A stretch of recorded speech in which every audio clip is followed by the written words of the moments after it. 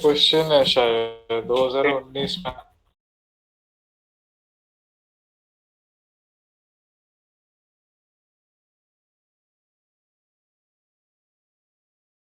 Okay, so options are poverty rates vary from state to state, price levels vary from state to state, gross state product varies from state to state, quality of public distribution varies from state to state.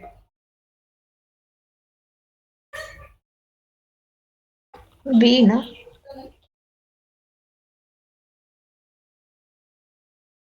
यही होगा।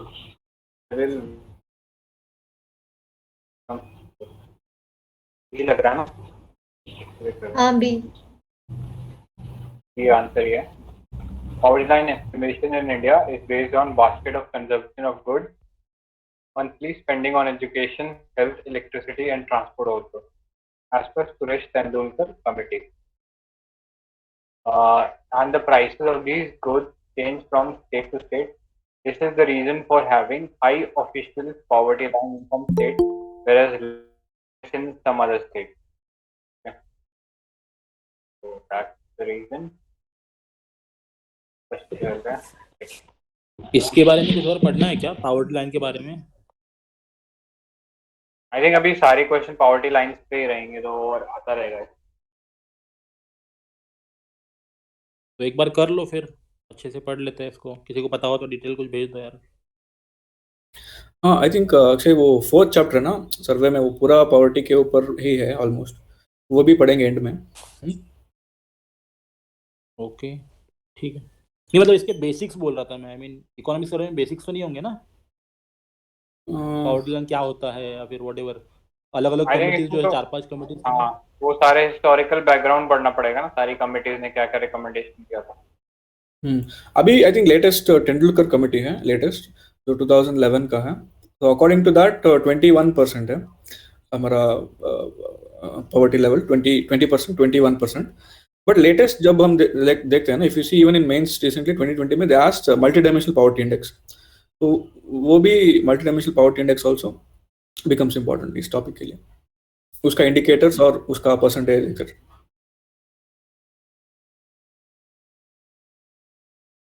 आई think एक बार हमने देखा भी था ये सारे poverty index थे ना अलग वगैरह सारी कमेटी।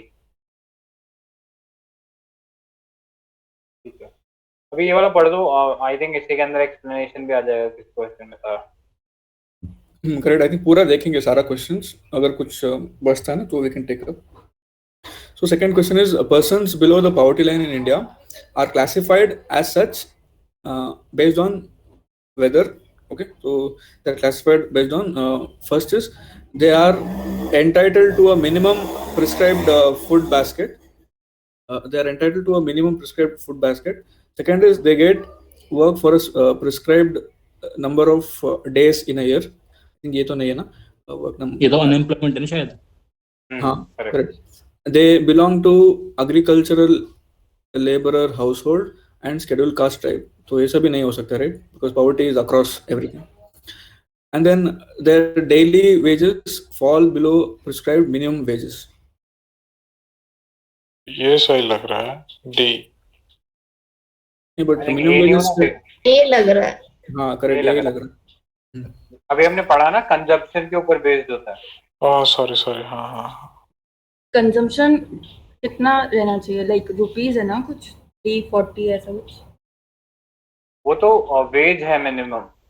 पॉवर्टी के लिए तो उन्होंने वो फूड बास्केट वाला रखा था ना, इतना मतलब सुरेश तेंदुलकर कमेटी ने उस बास्केट को थोड़ा और ब्रॉड कर दिया था, सिर्फ फूड को ऊपर नहीं रखा था। तो वो यहाँ पे लिखा होता ना, monthly spending on education, health, electricity and transport also. तो इन सब के ऊपर है, कैलोरीज के ऊपर रखा हुआ था पहले। तो ये देखो सारी आई थिंक कमेटीज आई गई हैं, इसने पूरा अच्छे से बना रखा है। यार किसी को पता है कि मृणाल कौन से पिलर में कराता है पावर्टी वाला? 5th में है शायद। ठीक है मैं देख लेता हूँ, मैं कंटिन्यू कर लो। तो ये सारी कमिटीज हैं, इन पर अपन इसका देख लेते हैं क्या क्राइटेरिया, इसमें काफी अच्छे से क्लासिफिकेशन कर रखा है। तो रीड आउट करेगा क्या वो? मैं कर लेता। ठीक है वाई के अलग कम्युनिटी कमिटी 1979 ये कॉन्स्टिट्यूटेड हुई थी प्लानिंग कमीशन के द्वारा and it was based on calories. और नीचे दिया हुआ है क्या? तो 2400 कैलोरीज थी इसमें रूरल के लिए और अर्बन के लिए 2100। सबको रीजन पता है रूरल में ज़्यादा क्यों है? क्योंकि वो ज्यादा हार्ड वर्क करना पड़ता है और उसमें अगर डेस्क जॉब वाला सब आ जाता है। स्क्रॉल करना है एक बार। करेक्ट, इसी की वजह से अर्बन में अभी ओबेसिटी ज्यादा है। Correct. हम्म, ठीक है, और इसमें बस इतने पॉइंट्स थे। नेक्स्ट लक्कड़ वाला नेक्स्ट लक्कड़वाला कमेटी ये कॉन्स्टिट्यूट हुई थी 1993 में। ये प्लानिंग कमीशन एक्सपर्ट ग्रुप में बनाई थी और it was based on calories in poverty line based on house hold per capita consumption expenditure based on house hold per capita consumption expenditure. ठीक है, यहाँ पे 2400 KCL एंड 2100 KC कैलोरीज यही है। Same same same. Next next है Tendulkar committee जो constitute हुई थी 2005 में and it was by planning commission on expert group. तो इसमें basket of consumption goods like monthly spending on education health electricity and transport जो भी हमने देखा इन 4 पे बेस्ड थी। इसमें 446.68 था रूरल में per capita per month and urban में था 578.8 पर कैपिटा पर मंथ। तो 446 और 578 यहाँ पे अर्बन में ज्यादा कर दिया। क्योंकि स्टैंडर्ड ऑफ लिविंग थोड़ा हाई है अर्बन में। सही बात। ठीक है, तो अपन ने देखा लक्कड़ वाला और वाई के अलग में कैलोरीज के ऊपर कर रखा था। यहाँ पे इन्होंने उस कंजम्पशन बास्केट को और इंक्रीज कर दिया। उसमें एजुकेशन हेल्थ इलेक्ट्रिसिटी ट्रांसपोर्ट वगैरह जैसी टेंजिबल और इनटेंजिबल दोनों चीजें डाल दी उसके अंदर। नेक्स्ट नेक्स्ट है सक्सेना कमेटी 2009 में आई थी। तो it was by ministry of rural development. It was based on nothing. Scroll करना। इसमें कुछ नहीं है। ठीक है, फिर है Rangarajan committee 2013। It was constituted by government of India and it was based on calories. It included nutrition, fat and other essential non-food items भी। ये non-food items किस लिए हो सकता है? लाइक मेडिसिन वगैरह होगा ना, हेल्थ एजुकेशन ना, हेल्थ एजुकेशन इलेक्ट्रिसिटी ये सब। हेल्थ और हाँ ठीक है। ठीक है, तो इसमें रूरल कैलोरीज थी 2019 48 ग्राम प्रोटीन और 26 ग्राम फैट। अर्बन में था 2155 calories 50 grams of protein 28 grams of fat। Rural में रुपीज में था 972 per capita per month and urban में था 1181 पर कैपिटा पर मंथ। एक सेकेंड, ये थर्ड वाली कमेटी कब आई थी? थर्ड वाली 2005 तेंदुलकर। 2005 से 2013 के बीच में 400-500 से बढ़कर 900,000 तक बढ़ गया था अच्छा, इन्फ्लेशन। इसमें पढ़े थे ना आप लोग मॉडिफाइड मिक्स्ड क्या था, बता संजय, भूल गया पूरा इसके बारे में। क्या मॉडिफाइड मिक्स था, वो यूजुअल डेज क्या था, वो सब वही ना, ये वो सब। तो अनएम्प्लॉयमेंट के लिए। अरे सॉरी क्या बोल रहा हूँ, हाँ सब मिक्स कर देता हूँ मैं। आई थिंक लास्ट जो है ना वो रंगराजन कमेटी है। तेंदुलकर कमेटी जो आई थी ना उसकी रिकमेंडेशन में शायद पॉवर्टी जो थी बहुत ही ज्यादा हाई थी। आई थिंक शायद मोर देन 30% था। तो उसको मतलब एक तरीके से फिर वो सरकार जो है उसके अंडर आ गई थी, प्रेशर के अंडर आ गई थी, क्योंकि इसकी रिपोर्ट में ख्याल से 2009 के आसपास ही आई थी। फिर उन्होंने रंगराजन कमेटी बनाई और इसने मतलब उसको पॉवर्टी लाइन इसने जो दिखाई ना वो फिर 21% के करीब रखी थी। तो एक तरीके से फायर फाइटिंग मेजर किया था। तो उस तेंदुलकर कमेटी में बहुत ज्यादा हाई आई थी पॉवर्टी जो रेट था। थोड़ा रिवर्स बोल रहे हो।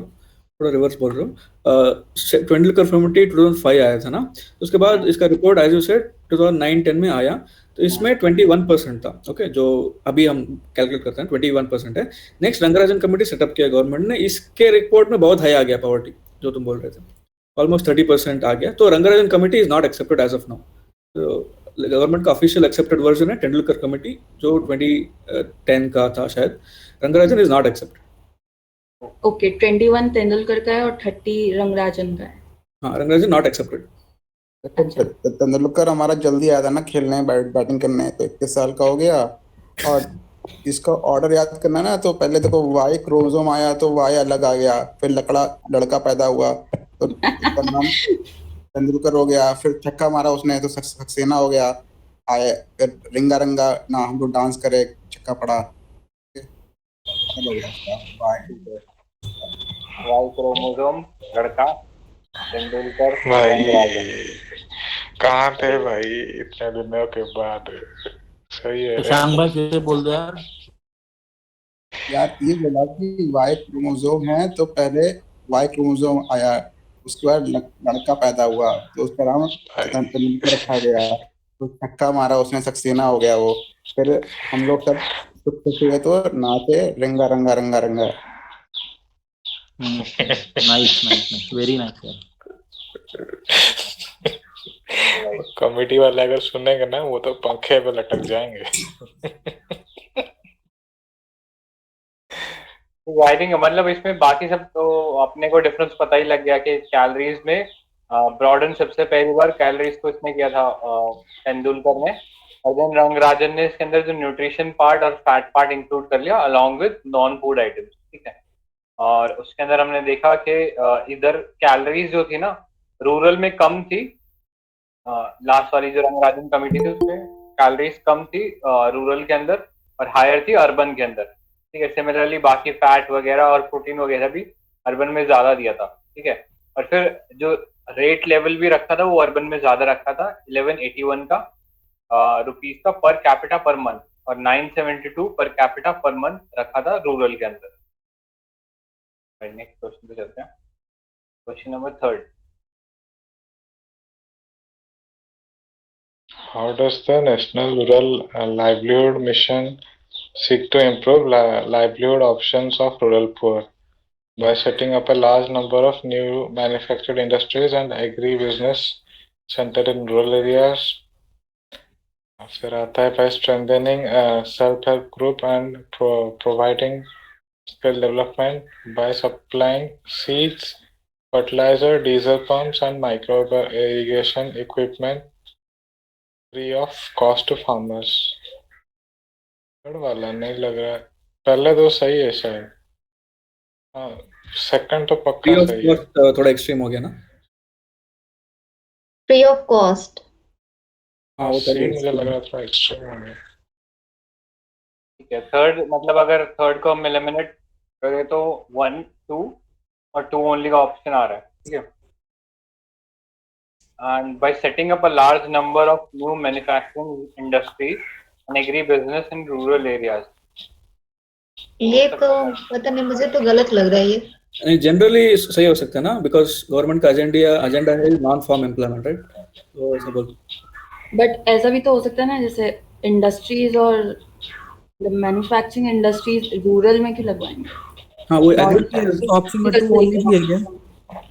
हाँ, 2 ओनली भी है, क्योंकि मैंने वहाँ विलेजेस में अधिकतर स्मॉल एंड माइक्रो इंडस्ट्रीज को ज्यादा प्रमोट करती है गवर्नमेंट। हाँ, वो मनरेगा ज्यादा ये करने मतलब। हाँ, मतलब मेरे को भी यही लग रहा है माइक्रो एसएमई में से माइक्रो स्मॉल को प्रमोट करती है, क्योंकि वहाँ पर लार्ज इंडस्ट्री लगने का थोड़ा सा पुरानी है, तो हो सकता होगा वो लार्ज नंबर ऑफ न्यू बोल रहे हैं ना, तो वो स्मॉल भी हो सकता है। हाँ, ये तो सही है, फिर सही है, वो लार्ज इंडस्ट्रीज नहीं लिखा, वही ठीक है, ठीक है। हाँ, वही है, मतलब बस सही है। देखिए तो। बट इंडस्ट्रीज का क्या काम रूरल एरियाज में? एग्री बिजनेस बोल रहे हैं ना, एग्री बिजनेस, एग्रीकल्चर द्वारा that will be very close. Food processing industries है ना, फार्मर्स जहाँ से बनाते हैं तो पास में एक प्रोसेसिंग सेंटर हो जाएगा, कलेक्शन सेंटर होता है, तो वो थोड़ा सा हेल्पफुल है। जैसे अचार बनाने के लिए छोटी छोटी इंडस्ट्रीज अप्रोच। थैंक्स फॉर यार। टैम्फोरा। ठीक है, थर्ड का ये था answer 1 and 2। The day Deendayal, day शायद दीनदयाल उपाध्याय था क्या? हाँ हाँ correct. The day NRLM is essentially a poverty relief program of central government. It was launched as Ajivika NRLM, National Rural Livelihood Mission, by Government of India's Rural Ministry of Rural Development in year 2011. It was renamed as Day NRLM in 2015. Features क्या है? Universal social mobilization. A minimum one of the lady member of a rural poor household is to be brought in the network of SHG. ये अच्छा इसमें initiative था, हर घर की एक जो लेडी मेंबर है उसको SHG ग्रुप में लेके आए। Then participatory identification of poor, then community fund has resources in perpetuity. This is to strengthen the financial management capacity of poor. ठीक है, तो ये देखा जाए कहीं ना कहीं तो SHGs के अंदर होता है कि SHGs में अगर कोई लोन लेता है तो एक तरीके से फाइनेंशियल कंपल्सन बन जाता है पूरे ग्रुप का, और इस तरीके से बेटर उसका लोन पे करने की एबिलिटी भी इस तरीके से इंक्रीज हो जाती है। Then financial inclusion, setting up a large number of new manufacturing industry and agri-business centers in rural areas, then strengthening self-help groups and providing skill development. Livelihood, the mission focuses on promoting, stabilizing the existing livelihood structure of poor through its 3 pillars. वो 3 pillars क्या थे यार इसमें? अच्छा, ये दीनदयाल उपाध्याय का नाम बहुत चलता है। मुझे बस एक ही पॉइंट इसमें मालूम है कि इन्होंने शायद यही कहा था ना कि जो भी हम लोग पॉलिसीज बनाएं वो अपने अकॉर्डिंग होनी चाहिए, देश के अकॉर्डिंग, ना कि हम किसी से कॉपी करें वेस्टर्न से ना। बस इसके अलावा और भी कुछ है, कुछ स्कीम के बारे में या कुछ? पता नहीं यार, बस इतना ही है कि शायद वो हाँ नेशनलिस्ट है ना, नेशनलिस्ट है तो he wanted to promote all the self reliance वाला जो भी आत्मनिर्भर आइडियाज है ना, सेल्फ स्ट्रांग होना चाहिए, तो वही कॉन्सेप्ट है सेम। Okay okay. को और देखेगा इस टीम को, ये काफी है। ये स्कीम्स वाला लेटेस्ट पीडीएफ नहीं आया ना अभी तक वर्जन का? टेस्ट तो नहीं आया वैसे। एक IAS पार्लियामेंट का है तो सही, मतलब वो शंकर वाले का मैं देख सकता है, पर वो देखना पड़ेगा। उसमें कमी रहती है, मैंने देखा है मोस्टली पार्लियामेंट वाले में, कहीं ना कहीं। हाँ, पूरे डिटेल में नहीं होती है उसमें हाँ, इस पार्लियामेंट का। और सही से बनाते भी नहीं, मतलब सही कॉपी कट कॉपी पेस्ट कर देते हैं वो लोग कहीं से ना, नहीं उठा कर बस वो भी। विजन वाला क्या होता है? हाँ, विजन में थोड़ा सेग्रीगेट होता है सही से थोड़ा। गेम से तो ये होता है। Next question 4। How do district rural development agencies DRDAS help in reduction of rural poverty in India? DRDAS act as a Panchayati Raj institution in certain specified backward regions of the country. DRDAS undertake area-specific scientific study of causes of poverty and malnutrition and detail remedial measures. DRDAS secure intersectoral and interdepartmental coordination and cooperation for effective implementation of anti-poverty programs. Then DRDAS watch over and ensure effective utilization of fund intended for anti-poverty programs. जी थोड़ा ऊपर scroll कीजिए। DRDAS क्या? District rural development agency. एक तो गलत होगा first. Fourth वाले में थोड़ा लग रहा है। नहीं बट वो सर्टेन स्पेसिफाइड बोल रहा है ना, हो सकता है राइट, एक्सेप्शन की तरह कुछ। लेकिन PRI की तरह काम करता होगा। हाँ सर, सर्टेन स्पेसिफाइड बैकवर्ड बोल रहा है ना, कुछ सेक्शंस पता नहीं। यहाँ पे मल्टी ऑप्शन है क्या? हाँ है। सब सही लग रहा है। मेरे को और तो सभी है इसमें लग रहा है। सभी लग रहा है, देखते हैं क्या होता है। चलो डी। और तभी 3 and 4 only. 3 and 4. रिलाइज करो इसको।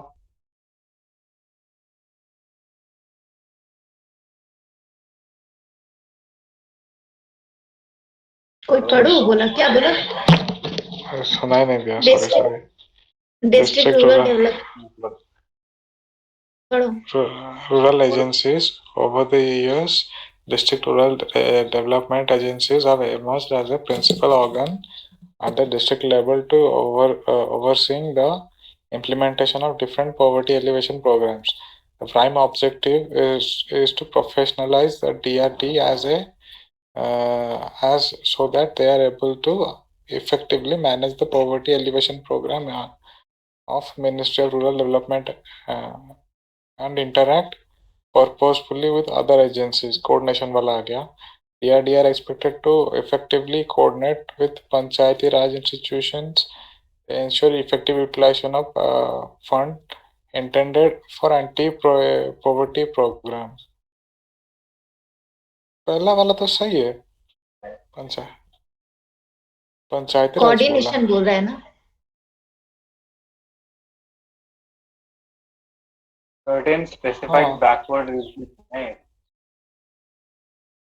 नहीं, उसमें बोल रहा है पीआरआई की तरह एक्ट करता है, और इसमें एक्सप्लेनेशन में कह रहा है कि कोऑर्डिनेट करता है पंचायती राज इंस्टीट्यूशंस। इस तरीके से एंसिलरी है पीआरआई के लिए, ना कि एक सब्स्टिट्यूट है।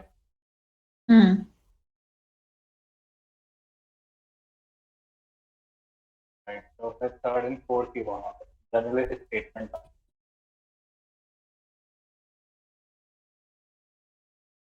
नेक्स्ट चलते हैं question number 5। Question number 5. Which of the following statement is not correct? Under the targeted public distribution system, the family provided of 50 kg of food grains per month per family as subsidized price.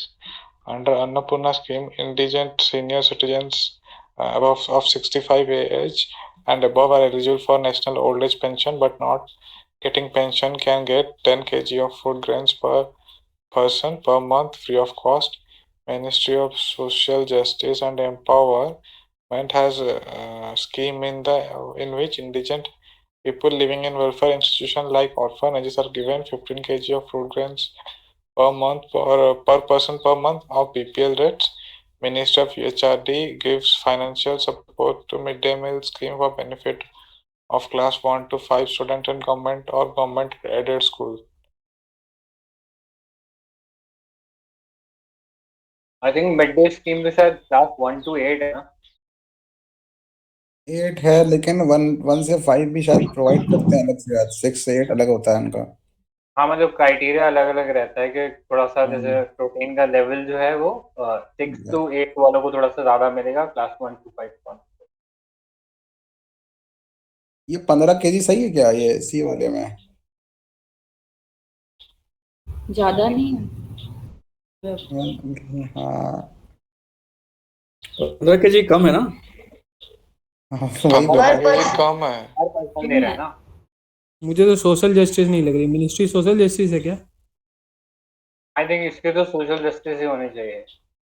Orphanages में है ना? और ये 10 KG तो है ऊपर वाले में शायद, अन्नपूर्णा में शायद। ये हमने अन्नपूर्णा स्कीम कौन से स्कीम के अंडर पढ़ा था? एक अम्ब्रेला स्कीम थी ना। इंदिरा गांधी वाली। हाँ, वो नहीं, इंदिरा गांधी वही में से एक थी। National social assistant programme. मुझे पहला सही लग रहा है, लेकिन 50 एक केजी ही सही है क्या? क्या मैं ऑप्शंस क्या है इसमें? यही है इसमें सारे। मार्क करना है कोई जो रॉन्ग है।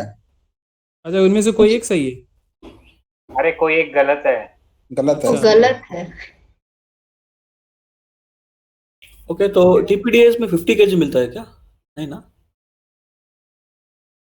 35, मतलब मुझे तो 35 ऐसा याद था।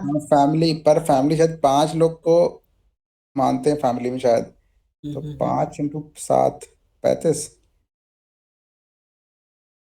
चेक कर लो भाई अब तो।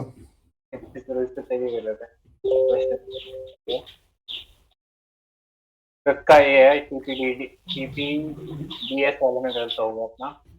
विजय is always correct. by coincidence. Ministry of Consumer Affairs, Government of India. TPDS emphasizes on implementation and identification of codes for arrangement and delivery of food products. TPDS, the beneficiaries are divided into two categories: below poverty line and APL, above poverty line. Okay. Currently, the allocation is done as per NFSA Act. Under this Act, the beneficiaries of the public distribution are entitled to 5 kilograms per person per month of cereal. ठीक है, family का नहीं है, पर person है 5 kg. Now the number of kgs of rice allotted to a family has been raised to 30 kg, but previously it was 2. क्या मतलब? ये गायब हो गया इसमें कुछ I कॉपी think करने Sanjay, it's possible ना, वो 2020 का स्कीम्स वाला PDF भी अगर साइड में रखे ना, तो भी आई थिंक हेल्प होगा, क्योंकि ये सारा ओल्ड स्कीम्स है शायद। विजन का ओल्ड वाला फाइल भी थोड़ा हेल्प होगा। विजन का यार वो पता नहीं मेरे पास कुछ है कि नहीं है। नहीं, 1 मिनट होगा, वही करो टेलीग्राम में चेक करता हूँ, मैं ग्रुप में डालता हूँ 1 मिनट। हाँ डाल दो वैसे। कंटिन्यू करो, डालता हूँ। हाँ ये आई थिंक मिल ही गया मेरे को, और ये शायद 19 का है। ओके। तो हाँ तू डाल दे यार, मैं पढ़ा हाँ। देते तो।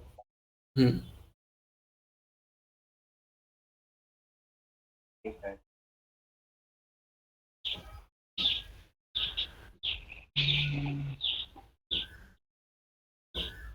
ओके, मैंने अपलोड किया है।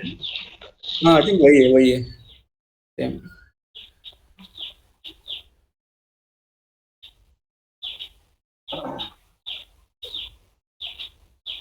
अगर एक बार टीपी इसको एनएफएसए वाले को अलग से देख लेते अपन।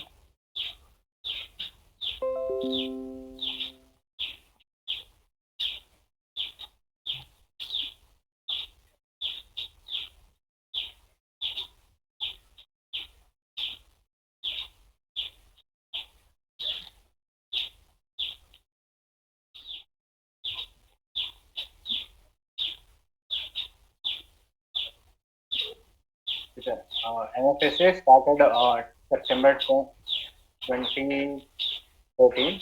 Objective to provide food and nutritional security to human life cycle approach by ensuring access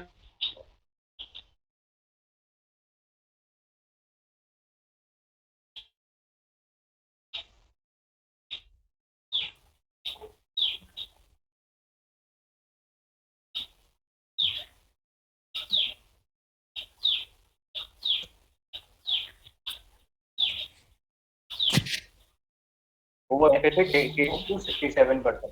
ठीक है, रूरल में ज़्यादा है, अर्बन में कम है coverage. Then eligibility trial according to the guidelines for the state covered under the existing Antyodaya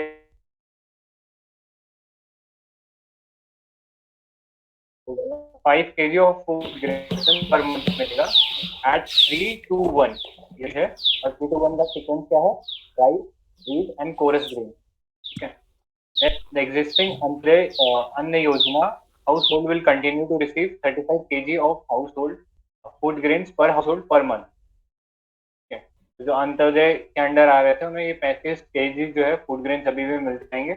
meal and maternity benefit of not less than 6,000 rupees to pregnant women and lactating mothers during pregnancy and 6 months after childbirth. I think ये हमने scheme देखी थी ना, मातृ वंदना योजना है ना, इसमें से कुछ अमाउंट जो है 2000 का, आई थिंक 2000 का इंस्टॉलमेंट इसमें से इस स्कीम में से जाता है एनएफएसए एक्ट के अंदर स्कीम के लिए. Then meals for children up to 14 years of age, food security allowances to beneficiary in case of non-supply of entitled food grains or milk. ठीक है. Then setting up of grievance redressal at district and state level. ठीक है.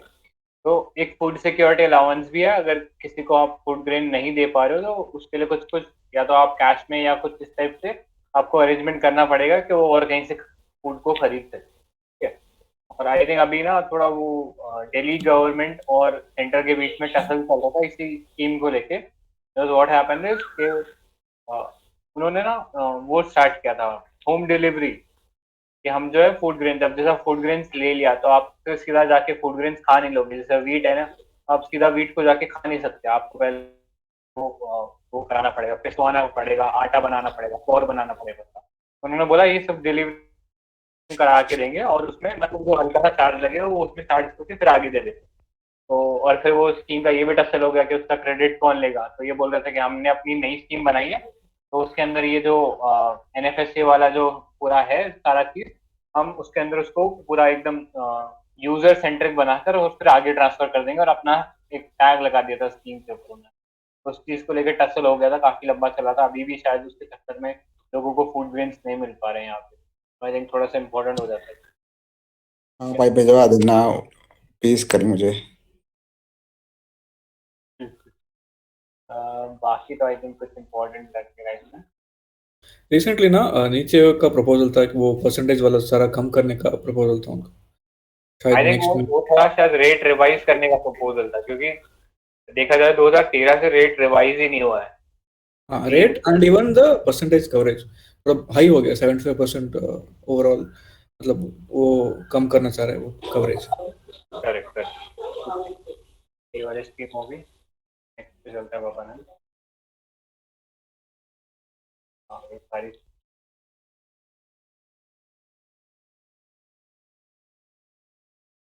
वापस आते हैं इस पे. Next question 6. With the reference to the government welfare schemes, consider the following statements. Under the Antyodaya Anna Yojana, the food grains are available to the poorest of the poor families at 2 rupees per kg for wheat and 3 rupees per kg for rice. Under the National Old Age Pension Scheme, the old and destitute are provided 75 rupees per month as central pension, addition to the amount provided by most of the state government. The government of India has allocated 25 kg food grains per BPL family per month at less than half of the economic cost. Which of these statements are correct? Third तो wrong है ना. Option 2 75 rupees per month कुछ ज्यादा कम नहीं है. कम हो गया है लगता है. 75 रुपए कौन देता है भाई? मेरे को इतना पता है 500 रुपए देते हैं ना, मतलब अभी तो 1200 है पर मंथ. 1200 per month. हाँ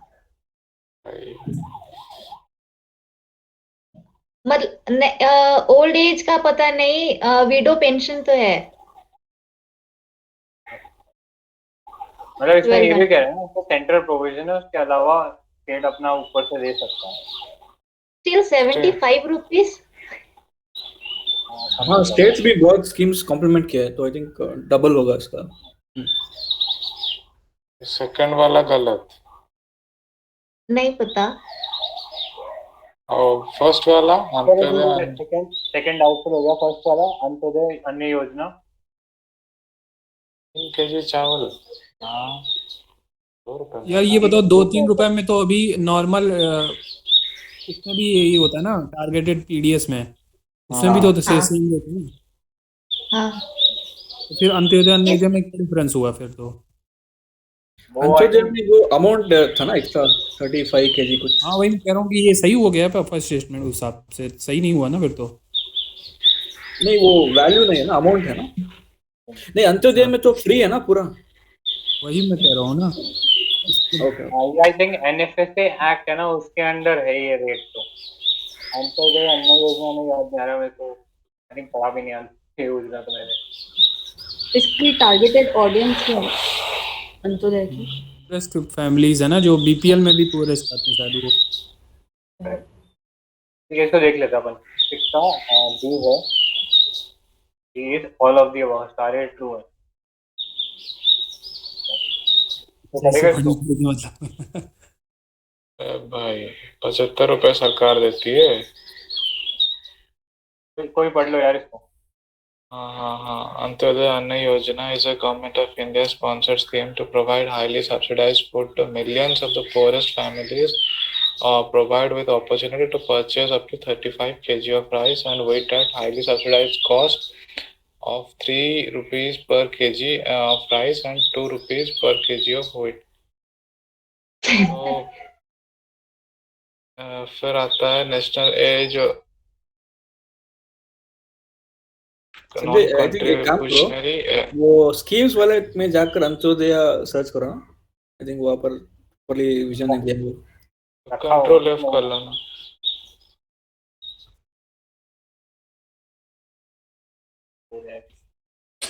वाई ओ है सर। हाँ, इतना हो जाएगा, काम चल जाएगा।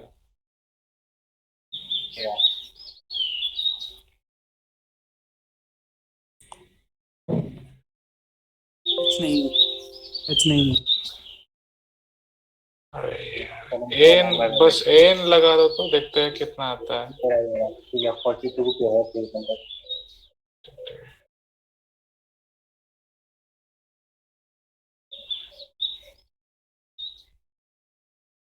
ये रहा।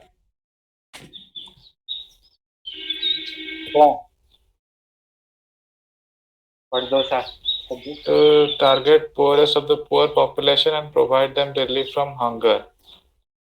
बेनिफिशियरी कौन है? Landless agriculture labour, marginal farmers, rural artisans, craftsmen, person earning their livelihood daily basis in informal sector, household headed by widows and terminally ill person aged 60 years with no assured means of subsistence or societal support, widows or terminally ill person or disabled person or persons aged 60 years or more, single person or single man with no family or societal support or assured means of subsistence, all primitive tribal household. Then आता है all eligible PPL families of HIV positive persons. Picture क्या है? पहला आता है covers poor of the poor families from amongst PPL families covered under targeted public PDS with state within the state and provided them grains at highly subsidized rates. ₹1 per kg coarse grain, ₹2 per kg wheat, ₹3 for rice. In order to identify household, the guidelines are stipulated and according under the following criteria, like landless, वही वाला फिर से आ रहा है, ठीक है, part of NFSA और 35 kg of food grain per household per month. State and UT are required to bear the distribution cost including the margin to dealers and retailer as well as transportation cost. Coarse grain ₹1, ₹2 है wheat, ₹3 है चावल। ये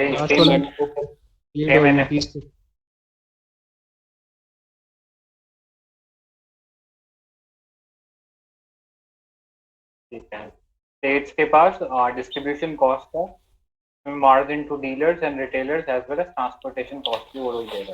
ठीक है, और ठीक है, बात आई थिंक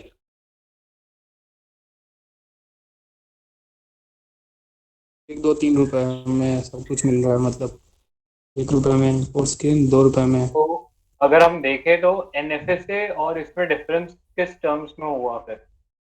वो अमाउंट है ना, वो 35 था, वो 30 था वहाँ पर। अमाउंट तो पर एनएफएसए तो फ्री ऑफ कॉस्ट वाला सीन है ना। नहीं, फ्री ऑफ कॉस्ट नहीं है, उसमें भी यही सेम रेट है, देखा था ना अभी। फ्री ऑफ कॉस्ट देगी तो इस तरह तो फिर ₹1 तो लेती है। ठीक है, टोकन अमाउंट। हाँ, इसमें 5 किलोग्राम पर था ना, कितना था अभी जो हम लोगों ने पर TPDS में था? फूड ग्रेन्स पर पर्सन पर मंथ। ऐसा कुछ नहीं लिखा हुआ। 35 kg ना of food grains, 35। वो ऑब्जर्व करो पॉइंट, लाइक जनरली हम एलिमिनेट कर देते हैं ना, all primitive tribal house holds, all वो है ना। प्रिमिटिव सेकंड वाला को प्रिमिटिव आई देखो, थिंक पीवीटीजी। पीवीटीजी भी नहीं लिख रहा और ट्राइबल भी नहीं लिख रहा, ऑल प्रिमिटिव लिख रहा है। वही आई थिंक वो कल अनिल स्वरूप जी वाला पढ़ा था ना, कंस्ट्रक्शन वर्कर वाला, करेक्ट। वर्कर्स को भी ले लो। कंस्ट्रक्शन वर्कर किल वाला। हाँ, मेरे ख्याल से वैसा पॉइंट है कि और ले लो जो भी लग रहा है इसमें। हाँ, जो ब्यूरोक्रेट अल्टीमेटली डिस्क्रिप्शन एक्सरसाइज करता है। हाँ, बीपीएल का भी दे दिया अपन ने इसमें, और पॉजिटिव वाला। आई थिंक इसमें थोड़ा सा एडिशन ये था कि जैसे मील और मेटर्निटी बेनिफिट भी इंक्लूड हो गया इसमें 6000 वाला, और मील देना है for children up to 14 years of age, और अगर नहीं दे पा रहे हो तो उसके लिए फूड सिक्योरिटी अलाउंस देना पड़ेगा। ठीक है, कोई आया और उसको आपने फूड नहीं दे पाए तो फिर उसका खाने का बंदोबस्त करने का जिम्मेदारी आपके ऊपर है। ठीक है? नहीं, ये शायद कुछ एक्स्ट्रा पॉइंट है, अदरवाइज तो मोर और लेस सिमिलर ही है एनएफएस एक्ट के अंदर। और कवरेज का बात करें तो इसमें कवरेज काफी ज्यादा ब्रॉडर है, 75% रूरल के लिए, 50% अर्बन के लिए, वो टोटल हो जाता है 67%। ठीक है, ऑलराइट, तो वापस आते हैं फिर अपने इस पे।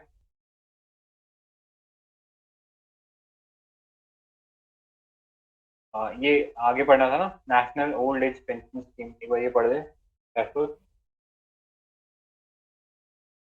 आई थिंक इसको भी वहाँ ही पढ़ लेते हैं, शायद वो बेटर रहेगा, ये स्कीम भी।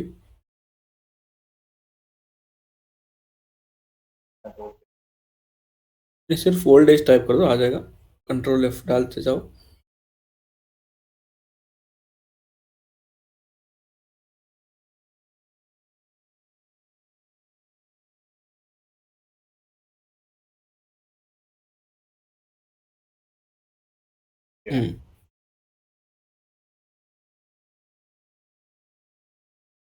ये स्कीम है। कई बार ये नेशनल सोशल असिस्टेंस प्रोग्राम, ये शशांक भाई तुम पढ़ाओगे।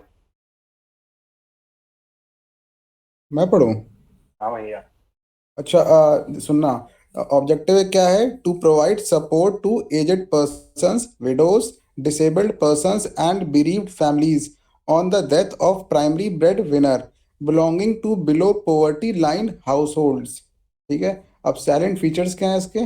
The NSAP is a core of the core scheme being administered by the Ministry of Rural Development and is being implemented in rural areas as well as in urban areas. Presently, it comprises of, पहला है कि Indira Gandhi national old age pension scheme, the eligibility age of IGNOPs is 60 years है। The pension is ₹200 per month for persons between 60 and 79 years. For persons who are above 80 years and above, उनकी 500 per month है। Second point है Indira Gandhi national widow pension scheme है। The eligible age is 40 years and pension is ₹300 per month. After attaining the age of 80 years, the beneficiary will get 500 per month। ठीक है, 80 के बाद हमेशा 500 मिल रहा है। Indira Gandhi national disability pension scheme, the eligible age of pensioner is 18 years and above। ठीक है, and disability level has to be 80%, 80% होना चाहिए level. The amount is ₹300 per month and after attaining the age of 80 years the beneficiary will get ₹500। 80 के बाद मौज है। Dots will also be N eligible category for this pension. ठीक है, national family benefit scheme, ₹20,000 will be given as lump sum assistance to the bereaved household in the event of death of the breadwinner। इसमें कुछ लिखा नहीं है ना कि per month कुछ नहीं है इसमें, एक ही बार लमसम मिल जाएगा। सॉरी, लमसम मिल जाएगा इसमें। Okay okay. The woman in the family who is a homemaker is also considered as a breadwinner for this purpose। हाँ ठीक है। Annapurna scheme, 10 kg of food grain, wheat or rice is given per month per beneficiary. The scheme aims at providing food security to meet the requirements of those eligible old age persons who have remained uncovered under the Indira Gandhi National Old Age Pension Scheme. तो ये थोड़ा अलग हो गया ना, वो हाँ थोड़ा अलग है। 5 kg था, ये 10 kg है। हाँ और लेकिन इसमें यहाँ ये है, हाँ बोलो। ये अमाउंट बहुत कम बतला रहा है, मैंने देखा है लोगों का 1200 पर मंथ, वो पता नहीं किस स्कीम के अंडर आता है फिर। वो आई थिंक वो सप्लीमेंट कर देगा ना, जैसे कई बार क्या होता है स्टेट गवर्नमेंट्स भी अपनी तरफ से देती हैं, तो वो ऐड ऑन करके आता है। ओके। बाकी एक बार चेक कर लेता हूँ, आप कह रहे हो वो 500 ठीक है, जो 75 रुपए ठीक है तो। हाँ 75 वाला तो ठीक था।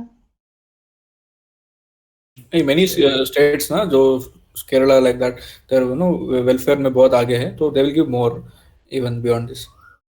तमिलनाडु भी शायद, जैसे Tamil Nadu, Telangana, they are good in social security scheme.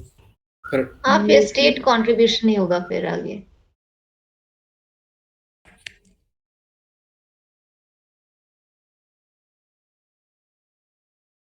Blue में किस में अन्नपूर्णा आता में है? पढ़ा था कि अंत्योदय में पढ़ा था कि जो स्टेट बियर कॉस्ट करेगा पूरा, स्टेट और यूटी पूरा, डिस्ट्रीब्यूशन कॉस्ट भी और ट्रांसपोर्टेशन का भी स्कीम पढ़ा था ट्रांसपोर्टेशन ना। तो ये खर्च करेगा ना स्टेट है, इसमें अंततः में पढ़ा था हाँ ठीक है, जिस।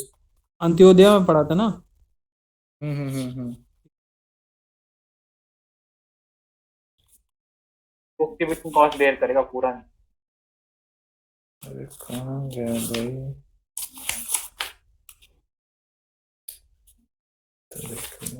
दिख रहा है ना वैसे स्क्रीन देखो। हाँ हाँ हाँ हेलो, हाँ दिख रहा है। आई थिंक ये क्या रेट चेंज हो गया था क्या स्कीम के अंदर? यहाँ पे तो 75 लिख रहा है, ये चीज तू बता रहा है, तो आइडिया है इसको? लिख तो रहा है in addition to the amount provided by most state governments.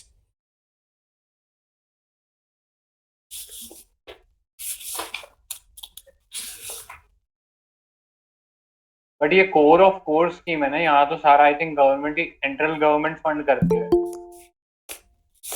नहीं, कोर ऑफ द कोर का मतलब सेंट्रल गवर्नमेंट नहीं है, सीएस भी, सीएसएस भी हो सकता है, सेंट्रली स्पॉन्सर्ड भी हो सकता है, ऐसा नहीं है।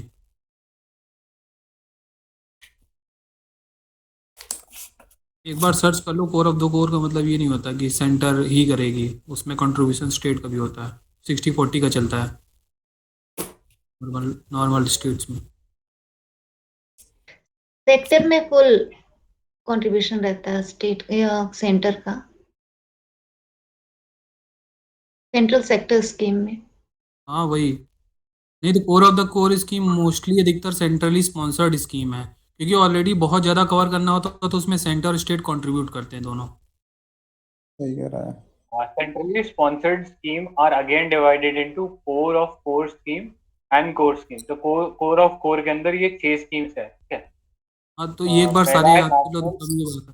National social assistance program, second is Mahatma Gandhi वो MP NREGA, then umbrella scheme for development of schedule caste, then umbrella scheme for development of schedule tribe, umbrella program for development of minorities and umbrella program for development of other vulnerable group. और core में तो बहुत सारे आ जाते हैं, तो वो देखने की जरूरत नहीं है। अरे यार इसमें और कोई डिस्टिंक्शन ही नहीं दिया हुआ।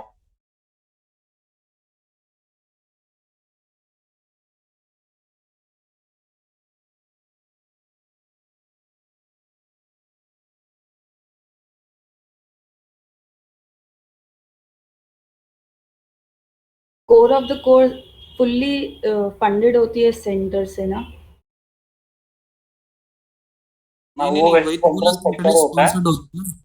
वैसे वो सेंट्रल सेक्टर ऑफ स्कीम होता है जो 100% फंडेड होता है। थोड़ा इसमें कोर ऑफ कोर में देखना पड़ेगा। हाँ, दो ऊपर स्कीम, लिखा था ना। हाँ ये लिखा हुआ है, कोर ऑफ कोर स्कीम, दो scheme which are for social protection and social inclusion should form the core of core and be the first charge on available funds for the national development agenda.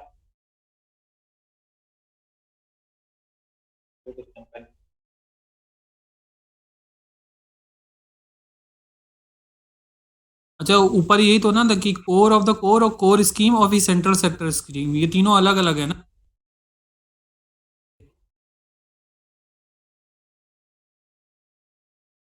हाँ मतलब core of core में ऐसा कुछ नहीं लिख रहा कि वो सेंटर के अंडर है या फिर सेंट्रली स्पॉन्सर्ड है या सेंट्रल सेक्टर है। बस ये लिख रहा है कि डेवलपमेंट एजेंडा के ऊपर वो प्रायोरिटी होती है, तो सोशल प्रोटेक्शन और सोशल इंक्लूजन, तो वो एक बेसिस फॉर्म करती है ऐसी स्कीम, तो वो 4 ऑफ 4 होनी चाहिए। कोई क्वालिटेटिव स्टेटमेंट नहीं है इसके अंदर के बारे में। क्या क्या था? ST SC minority vulnerable section और सोशल मनरेगा। असिस्टेंस मनरेगा। हाँ और मनरेगा। ठीक है। हाँ बस यार यही है, और तो कुछ नहीं लगता। ये किसी को और कुछ मिलता है कोर ऑफ कोर में तो आई थिंक बताना। आई थिंक रोनाल्डो वगैरह ने बता रखा है इसके ऊपर।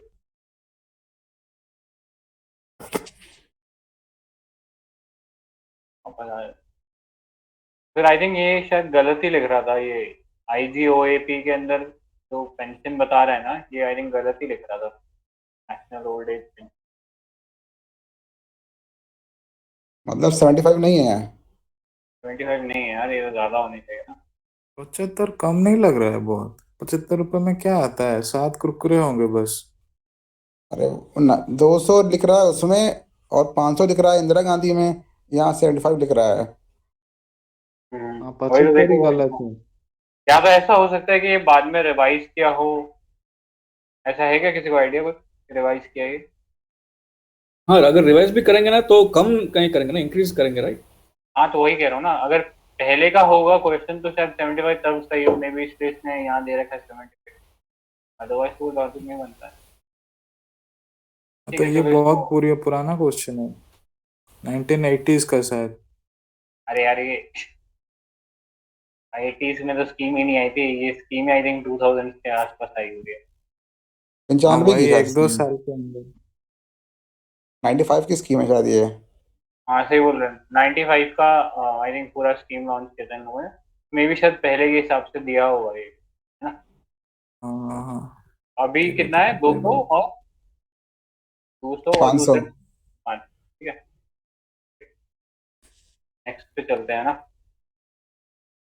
हम्म, ठीक है, एम्प्लॉयमेंट पढ़ दो भाई Employment. साहब। Disguise unemployment generally means large number of people remain unemployment. Alternative employment is not available. Marginal productivity of labor is zero. Productivity of worker is low. Disguise में क्या है? बहुत सारे लोग एक काम को करते हैं, जल्दी खत्म हो जाता है, बाकी दिन बैठ जाते हैं, वही है ना? ये वाला है ना प्रोडक्टिविटी कम। हाँ तो दो तरह प्रोडक्टिविटी के होते सी हैं। होगी। प्रोडक्टिविटी वर्कर्स इज लो, नहीं ना? तीन ही डी है ना वो तो। डी है। बी नहीं, डी बोल रहे हैं। ना ना यार और अगर सी पर डिस्गाइज क्या है? में सी पर क्या है? अगर हम विमेन को लें तो प्रोडक्टिविटी तो उनकी रहती है ना, वही है कि बस रिकॉग्नाइज नहीं होती है। प्रोडक्टिविटी पर पर्सन बोल रहे हो शायद, जो हाँ काम एक बंदा कर प्रोडक्टिविटी, सकता है वहां पे 3 लोग बैठे हैं, थोड़ा थोड़ा कर रहे हो सब। हम्म और बेसिकली कहने का मतलब प्रोडक्टिविटी लो हो जाती है उस सिचुएशन में, मतलब प्रोडक्टिव कुछ काम तो कर ही रहे हैं लेकिन देखा जाए तो वो इतना वर्थ डूइंग काम नहीं है, तो करेक्ट, इसलिए जीरो नहीं मतलब सी इसलिए एलिमिनेट हो जाता है। करेक्ट, वो एकदम बहुत ही सारा। Any difference between marginal productivity and normal productivity? I think इसका मार्जिनली है ना आंसर, सी। पता नहीं, देखा मुझे भी सी मुझे भी लग सी रहा लग है। रहा है। सी होगा यार, मतलब वही। मतलब देखो, for example 100 people are there, okay, तो 100 पीपल का काम 50 पीपल कर सकते हैं, बट 100 ही कर रहे हैं, तो इसका मतलब उस लाइन का थिंकिंग है, एग्रीकल्चर में जैसा है ना, तो उस तरह का। मेरा भी यही व्यू है। मार्जिन में कोई अंतर है क्या मार्जिनल वाले में नॉर्मल वाले में? हाँ मतलब even if you add remove those people ना, एक्स्ट्रा पीपल, तो भी वो सेम ही रहेगा काम, ऐसा। हाँ यही है सही है, डिस्गाइज का मतलब। यही होता है डिस्गाइज। एग्रीकल्चर में यही है। ठीक है, तो ये I think देखिए आंसर। सी है इसका आंसर। ये फोटो तो क्लियर दिख नहीं रहा, एक्सप्लेनेशन क्या है? वो प्रीवियस क्वेश्चन का एक्चुअली पता नहीं क्या है चक्कर, जागरण घोष ने दिया है core of core is fully funded by centre, तो आई एम नॉट एक sure. Core of the core से रिलेटेड स्कीम मैंने एथिक्स वाले ग्रुप में भेजा है, वो पूरा पीडीएफ, उसमें देख लेना। उसमें वो स्टेटेड है पूरा कितना फंड एलोकेट भी करते हैं।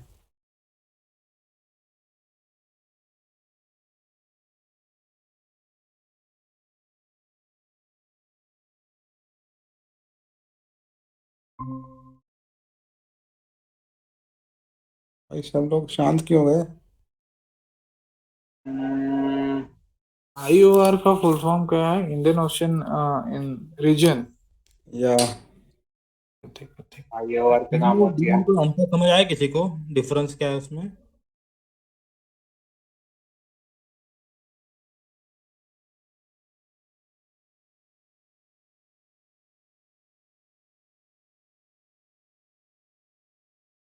ऑप्शन सी इज मार्जिनल बोल रहा है ना, मतलब marginal is like what you can say marginal के साइड में। फॉर एग्जांपल मान लो कि 100 पीपल आर देयर, उसमें 20 हटा लो, ओके, तो even if you remove those 20 marginal people also the work is same, ऐसा बोल सकते हैं। हाँ, इसमें शिवम ने इसमें भेजा है ग्रुप में, तो वो कोर ऑफ कोर स्कीम के डॉक्यूमेंट एक बार देख।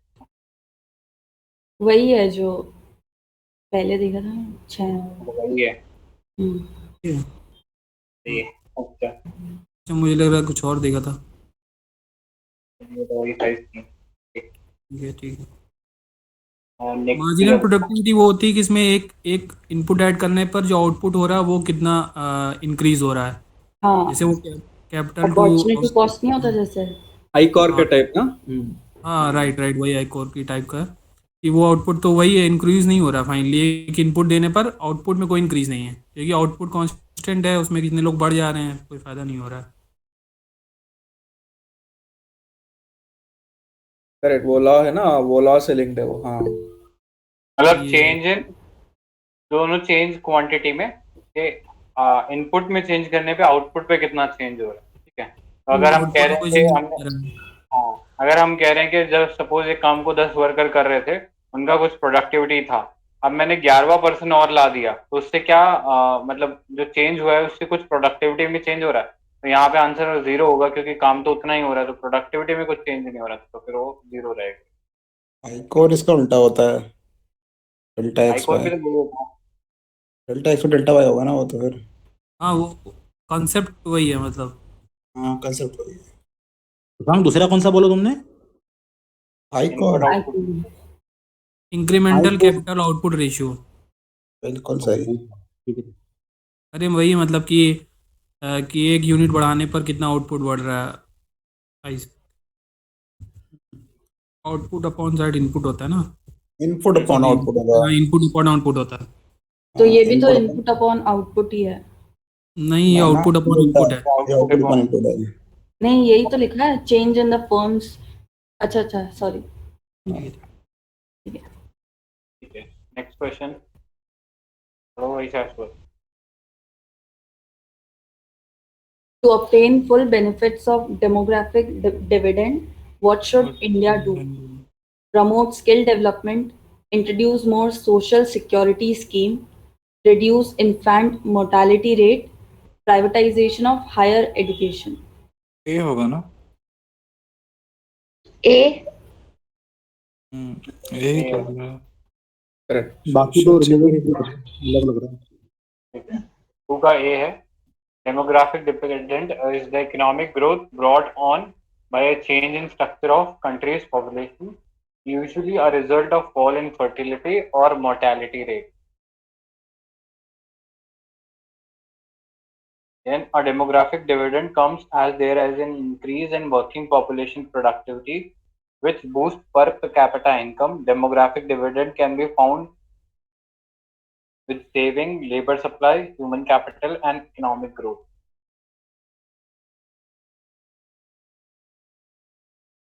ठीक, मैं बोल रहा था ना, प्लेटो का व्यू था कि quality of population is more important then quantity.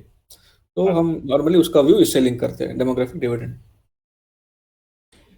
Food security का डेफिनेशन बता दो। सर वो 4R से होता ना 4A awareness affordability 3A. Availability, affordability, accessibility. Affordability, accessibility और तीसरा ये क्या है? Affordability, availability, accessibility. मतलब वो 3A. फूड एक्सेसिबल भी हो, अवेलेबल भी इजीली और अफोर्डेबल भी हो। Correct correct. Next is next question third. Consider the following statement in respect to National Rural Employment Guarantee Act 2005. Under the provision of the Act, 100 days of employment in a year to every household whose adult member volunteer to do unskilled manual work has become a fundamental right. Under the provision of the Act, women are to get priority at extent that one half of person who are given employment are women who have asked for work. ठीक है, एक बार पहला statement बता दो, पहला statement सही है क्या? आखिरी स्टेटमेंट रॉन्ग है ना, रॉन्ग है आखिरी वाला। हाँ, Become- फंडामेंटल राइट कर दिया। ये wrong नहीं है। फंडामेंटल वो नहीं है। Legal right he I think अभी भी। हाँ Second, under the provision, women are to get priority to the extent that one half of the person who are given employment are women who have asked for work. ऐसा कुछ provision है क्या इसमें? Provision तो नहीं है, लेकिन जो सर्वे हुआ है ना, उस IHSDS वाला सर्वे एक होता है ना, इंडियन ह्यूमन डेवलपमेंट, ऐसे उसमें है कि इसकी 50% से ऊपर इसमें लोग वुमेन है, मेनली वुमेन है। 1/2 तो मैंने सुना नहीं, 1/3 हो सकता है हमेशा। हाँ मतलब कुछ 1/3 तो है वुमन के लिए है कुछ तो, लेकिन नहीं, हाँ, 1/2 1/3 होगा, होता गलत है। नहीं है, शायद 1/2 है, एक बार चेक कर लो, लेकिन मुझे 1/2 लग रहा है ठीक है, शायद। मतलब ये डाउटफुल लग रहा है, बाकी देख लेते हैं। वो राइट बेस्ड अप्रोच है ना, ये जो MG नरेगा बेस्ड है जो। ऐसा मैं मनरेगा के कितने नंबर ऑफ डेज है? 100 ही है। 100. दोनों में 100 ही है। अभी बड़े है ना, 112-15 ऐसा कुछ। 20 का रहता क्या किसके? अभी हाँ, MG मनरेगा के। बढ़ाया था ना अभी। वो बढ़ा हाँ, सकते हैं, बढ़ाया ऐसी बात नहीं है बाय वो ऑर्डर से। हाँ, वो बढ़ा सकते हैं, वो तो आई थिंक वो रूल्स के अंदर हो गया कि रूल्स में वेजेस भी बढ़ा बढ़ाए हैं, वेजेस बढ़ाया है ना। हाँ वेजेस भी बढ़ा है। एक्ट के अंदर नहीं चेंज किया है, एक्ट में कोई अमेंडमेंट नहीं लाए हैं, वो आई थिंक वो ऊपर से उन्होंने कर दिया कि हाँ ये चीज इतना दे दो इनको। अच्छा, आई इनका थिंक ये wages- मिनिमम 100 डेज है हाँ, ये प्रोविजन minimum में। मतलब अच्छा, ये एटलीस्ट 100 डेज तो देना ही है। हाँ बोलो। हाँ, इनका वेजेस ऑन इन्फ्लेशन इंडेक्स्ड है, मतलब वो हर साल चेंज होता है इन्फ्लेशन के अकॉर्डिंग। आई थिंक बात चल रही है, शायद ऐसा है नहीं उसके अंदर। नहीं है, एक्ट में लिखा है, तो चेक कर लेना, मतलब मैंने पढ़ा था जब। हाँ, वो CPI एग्रीकल्चर लेबर है शायद। इससे लिंक्ड है ये। हाँ हाँ, हाँ, लिंक्ड है। लेबर ब्यूरो रिलीज करता है। थर्ड का आंसर डी है, दोनों ही करेक्ट नहीं है। ठीक है, तो कितने पहला लोग वाला, हैं? हाँ, तो वुमेन वाला आई थिंक पढ़ा भी नहीं था। थर्ड का डी, राइट टू वर्क और livelihood is not a fundamental right, it is enshrined in the DPSP. Manrega provides 33% provision for women and pays them equal wages. Okay, 33 1/3 का है इसके अंदर प्रोविजन मनरेगा में। Then other features क्या है? Adult member of a rural household willing to do unskilled manual work may apply for the registration in writing or orally to a local ग्राम पंचायत। ठीक है, तो अप्लाई किसको करेगा? ग्राम पंचायत को करेगा, ये इंपॉर्टेंट है। The next, gram panchayat after due verification will issue a job card. The job card will bear the photograph of all adult member of the household willing to work under MNREGA and is free of cost. वो job card जो है वो free of cost.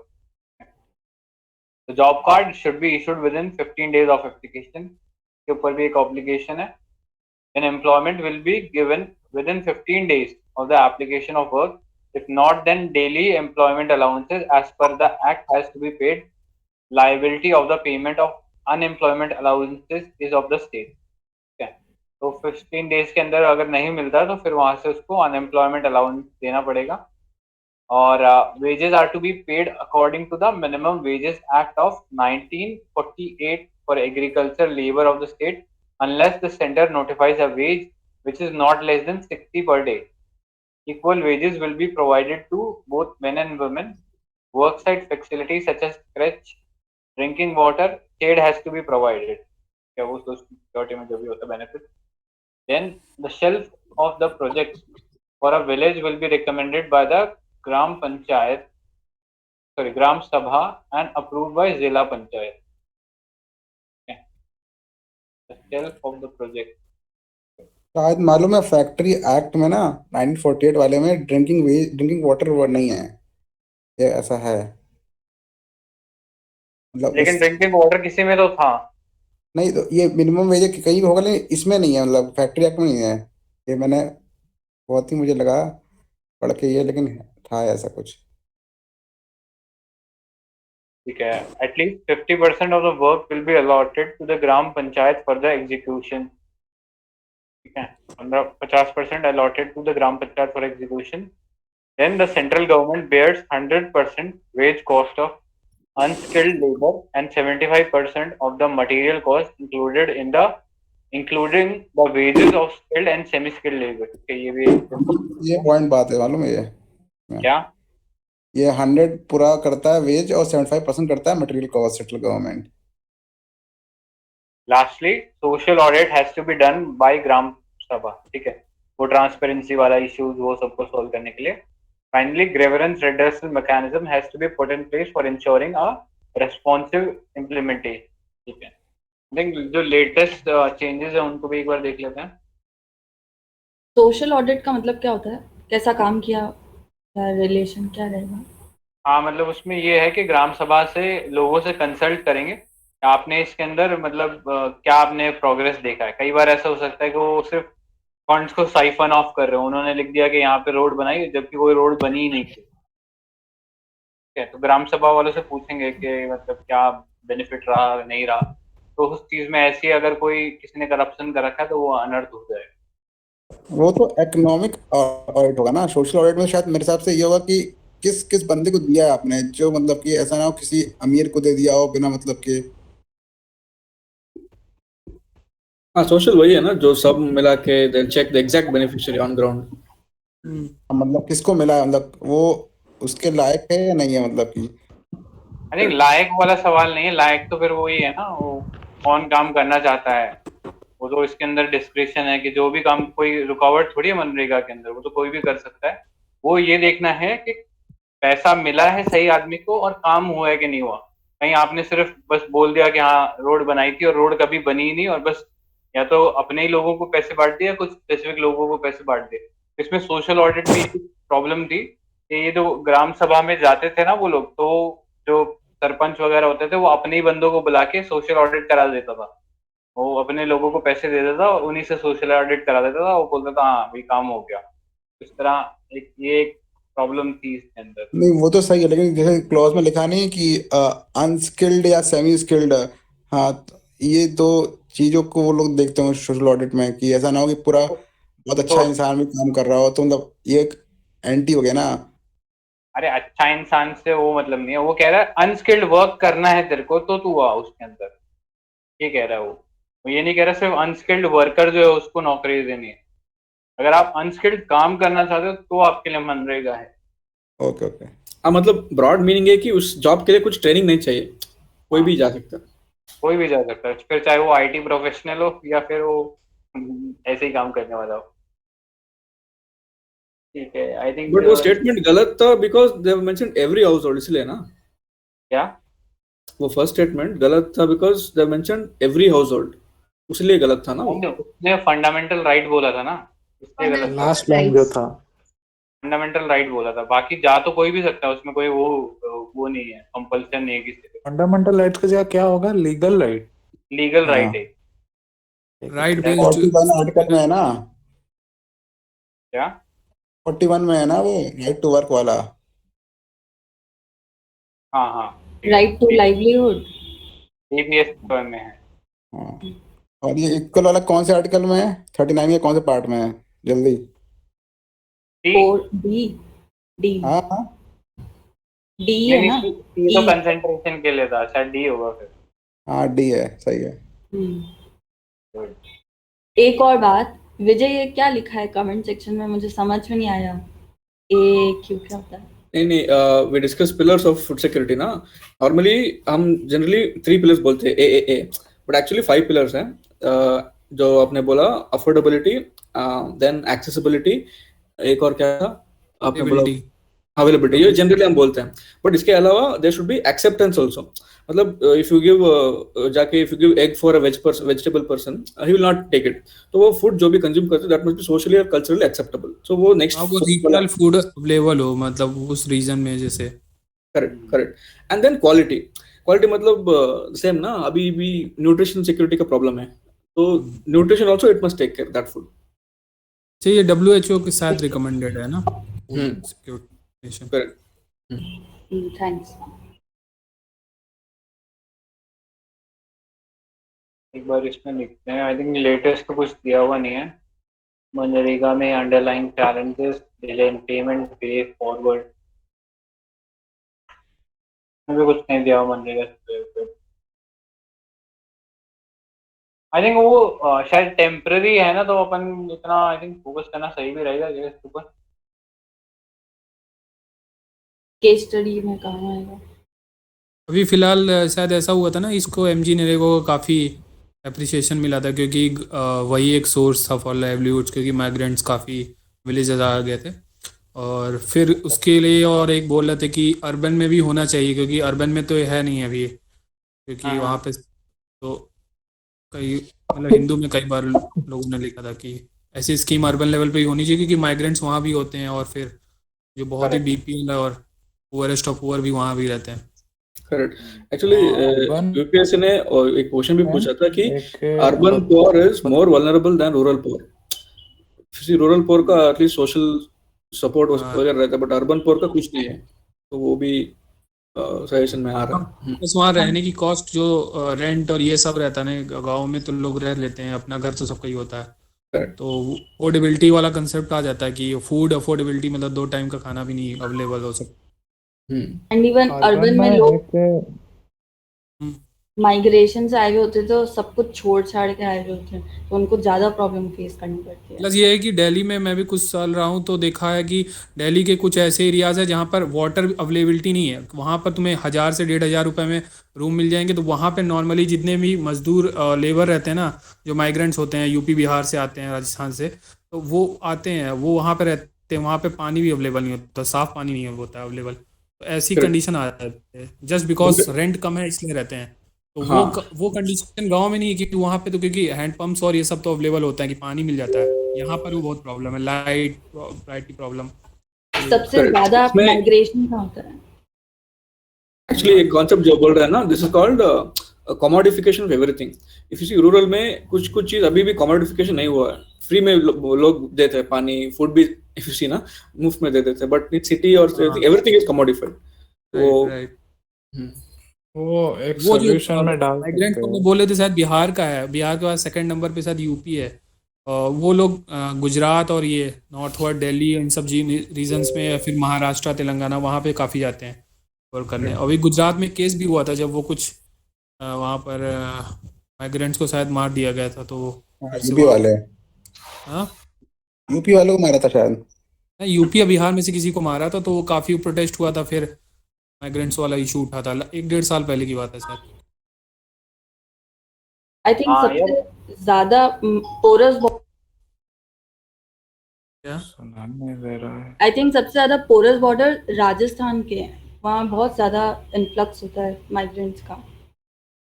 नहीं, border porous होने से मतलब ज़्यादा है कि अपॉर्चुनिटी से है, कि कहाँ पर डेली वेजेस इन सब की अपॉर्चुनिटी ज़्यादा मिलेगी। तो मेनली वहाँ पे जहाँ पे कंस्ट्रक्शंस और ये सब ज़्यादा होता है, जैसे दिल्ली में अवेलेबल है, काफ़ी अवेलेबल, वहाँ पे मतलब ये जो वेजेस काफ़ी हाई मिल जाते हैं, 500 पर डेली वेजेस है वहाँ पे अभी इस समय। यूपी और बिहार में 350-400 रुपये में भी अभी हो जाता है डेली का वेजेस का, ऐसा है। तो एक तो हाई वेजेस भी मिल रहा है, और डेली काम भी मिल जाता है उन लोग को, शायद 30 में से 15 से 20 दिन उन लोग को काम मिल सकता है। ये एक डुएट है, ठीक है। एक minute Sanjay, what are you searching? वो लिंक टू CPI वाला पार्ट। बहुत देर हो गई। नगेश सिंह कमेटी, और कौन सी कमेटी पढ़ ली? महेंद्र सिंह। अभी आई थिंक मैं को कोई बोलो। हाँ, MG नरेगा में अभी डेयरी फार्मर्स को इंक्लूड करा गया है। उनका मतलब जो लॉस होता है ना, इनकम लॉस, उसको कंपनसेट करने के लिए रिसेंट न्यूज़ था, तो उन्होंने डेयरी फार्मर्स को इंक्लूड किया है MG नरेगा में। ऐसा।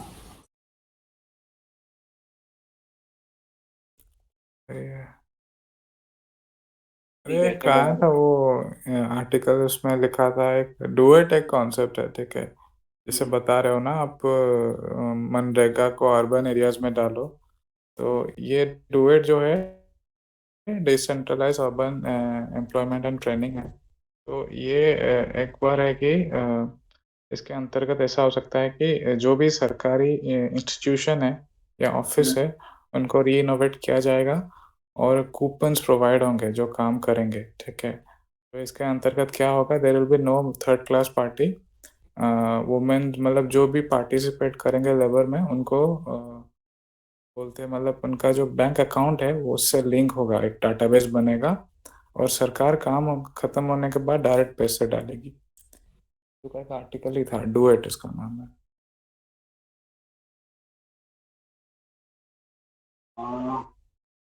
अब चैप्टर कौन पढ़ेगा? आज चानू नहीं है। मैं पढ़ दूँ? Okay. Inequality and growth and conflict और कन्वर्जेंस, ये है ना विजय? हाँ करेक्ट, यही है। तो inequality and growth, conflict और convergence थीम है कि in the currently prevalent model of capitalism, it is argued that there is a persistent trade-off between inequality and growth. This chapter tries to examine this. तो ये I think global problem है, wherever capitalism has gone ना, तो वहाँ पर inequality has increased. तो from the day one till अभी तक भी inequality increase हो रहा है। एचडीजी में कौन से नंबर है इनइक्वालिटी बताओ? 9 9 पे नहीं है, 9 पे वो इकोनॉमिक ग्रोथ है, हाँ 10 पे है। इनोवेशन है 9। हाँ सॉरी 10 पे। हाँ 10 है वो। ठीक है। So this chapter tries to examine this trade-off for both developing and developed countries and understand how they are related to poverty. Based on this analysis, the survey tries to suggest a course of action for India, given its social economic situation. So, introduction. The Economic Survey 2019-20 argued that ethical wealth creation, by combining the invisible hand of markets with the hand of trust, provides the way forward for India to develop economically. But this way forward did not account for the potential inequality that may arise with growth.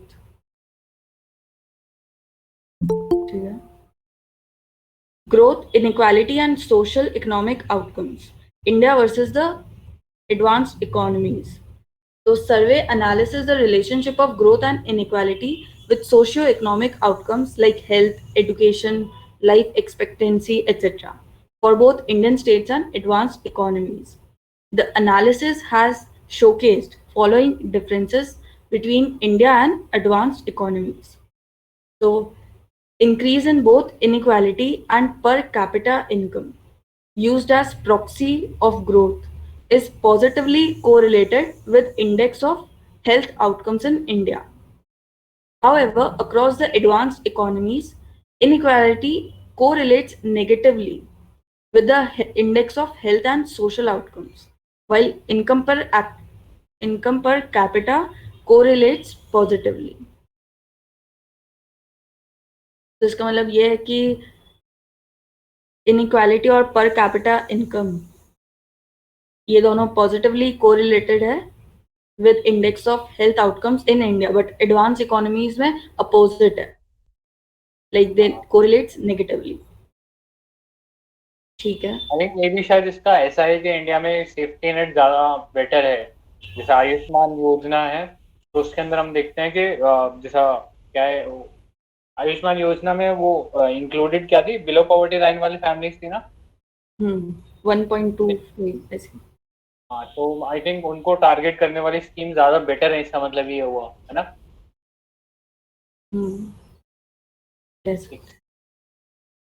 ठीक है, मतलब यहाँ पे inequality नहीं, आप जो बोल रहे हो सही है, ठीक है।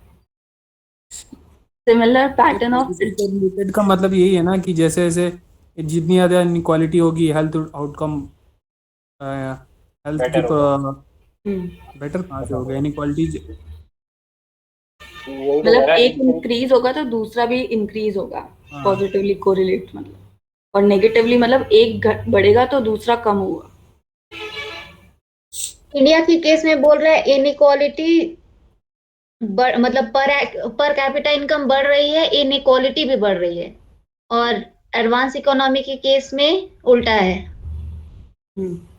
वही ना कह रहा है, पर कैपिटा इनकम बढ़ रही है, इनइक्वालिटी कम हो रही है। अरे basically they are trying to justify the right wing जो आइडियोलॉजी है ना 1991 के बाद जो लिबरलाइजेशन हुआ है, मतलब जो मार्क्सिस्ट कहते हैं ना कि यार इनइक्वालिटी बढ़ रही है, खराब है, they are trying to justify कि भाई ठीक है इनइक्वालिटी बढ़ रही है पर सोशल आउटकम भी तो अच्छे हैं, हेल्थ एजुकेशन सब अच्छा हो रहा है।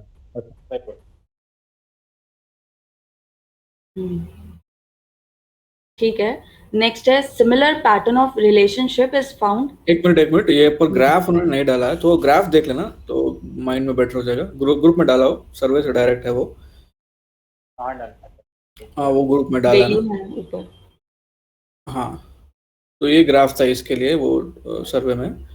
तो इफ यू सी वो इंडिया और वर्ल्ड को कंपेयर कर रहा है, तो ये जो जिनी कोएफिशिएंट है that is inequality and health index में दे आर टेलिंग कि इफ यू सी फर्स्ट वाला ग्राफ देखो टॉप लेफ्ट में, तो वाई एक्सिस बेटर है और जिनी अगर इंक्रीज हो गया तो वर्स्ट है, राइट, इनइक्वालिटी बढ़ रहा है। तो as inequality increases in India, तो दे आर फाइंडिंग कि हेल्थ बेटर हो रहा है। तो this is the thing, I mean strange लग रहा है, इसका मतलब ये है कि wealth, okay, but in if you see same इसका मतलब ये है क्या कि वेल्थ सिर्फ कुछ हाथों में कंसंट्रेट हो रही है और हेल्थ नहीं ऐसा कुछ नहीं बोल रहा है। As inequality increases in India, health index better होता जा रहा है, ऐसा that is the finding, right. But if you see in the world में वो उल्टा हो रहा है ग्राफ, बॉटम जो ग्राफ है, as inequality increases health is not getting better advance economy. तो एज संजय सेड अर्लियर कि हमारे में there are certain safeguards bottom up people के, it is been taken care. तो इनइक्वालिटी भी बढ़ रहा है बट हेल्थ आउटकम्स भी बढ़ रहा है, ऐसा कुछ बोल सकते हैं। ओके ओके, अच्छा वन थिंग, इसके ऊपर ना जो चीफ इकोनॉमिक एडवाइजर जो है ना, उनका यूट्यूब पे एक वीडियो है, आई गेस 1 आवर का होगा, 1 या 2 आवर्स का, देख लेना पहले, काफी अच्छा है। आवाज नहीं आ रही अक्षय। मैं लिंक डाल दूंगा, ग्रुप में डाल दूंगा। ठीक है, नेक्स्ट है similar pattern of relationship is found in indicators like index of education, life expectancy, infant mortality and crime। Connect हो सकता है इनइक्वालिटी से ये सब। नेक्स्ट है neither inequality nor income per capita among Indian states correlate strongly with drug usage. However, inequality correlates strongly with drug usage in advanced economies.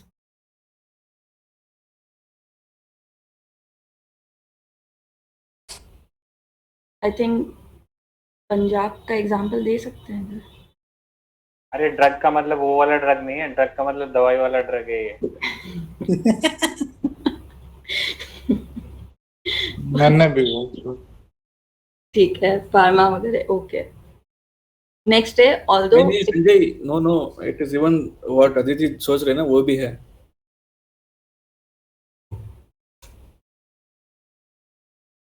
मतलब वही Pablo Escobar वाला।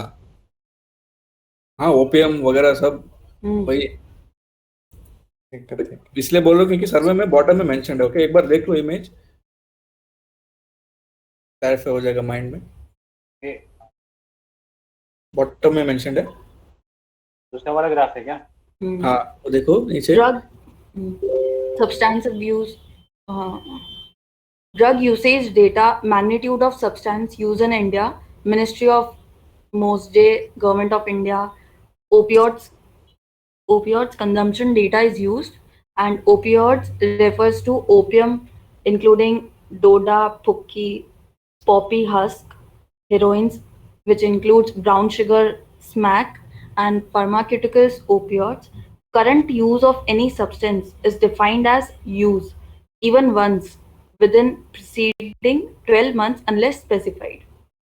Advanced Economies UN Office on Drug and Crime, ये एक specialized agency है UN की. Note it is an index of opiate, cocaine, cannabis, ecstasy and amphetamine. Akshay कोई देता है एम्फेटामिन यानी पूरा ड्रग्स के लिए ठीक है अक्षय से पूछ लो ठीक है. Although effects of inequality and income per capita remain similar across the Indian states and the advanced economies. ठीक है.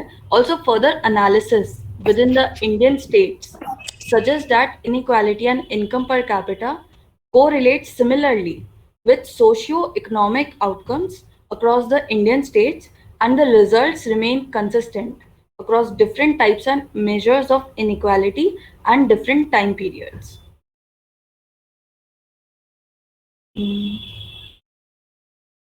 ठीक है. Is perfect equality optimal? The survey argues that perfect outcome equality may not be desirous psychologically, as it may indirectly can reduce individuals' incentive to work, innovation and wealth creation. So also for a developing country like India, where the growth potential is high and the scope for poverty reduction is also significant, a policy that lifts the poor out of poverty by expanding the overall pie is preferable, as redistribution is only feasible if the size of economic pie grows rapidly. I think ये chapter का ये line crux है कि first we must grow, बहुत ज्यादा grow करने के बाद ही देन वी कैन रीडिस्ट्रीब्यूट. तो ओके ठीक है. फिर है इनइक्वालिटी और poverty. Inequality refers to the degree of dispersion in the distribution of assets, income, or consumption. Degree of dispersion in distribution of asset, income, and consumption. On the other hand, poverty refers to the assets, income, or consumption of those at the bottom of the distribution.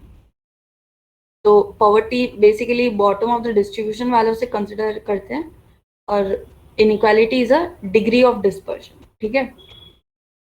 After considering several theories, including Rawls' theory and experiments on poverty, the survey advocates that as long as the poor have adequate income, an increase in the incomes of rich need not benefit the poor to be considered just. The result thus suggests that absolute poverty should be of greater concern than inequality. In this context, and with the level of development that India is currently in, the focus on poverty alleviation through growth must be central to India's economic strategy. I think कोई इसको और समझा दो.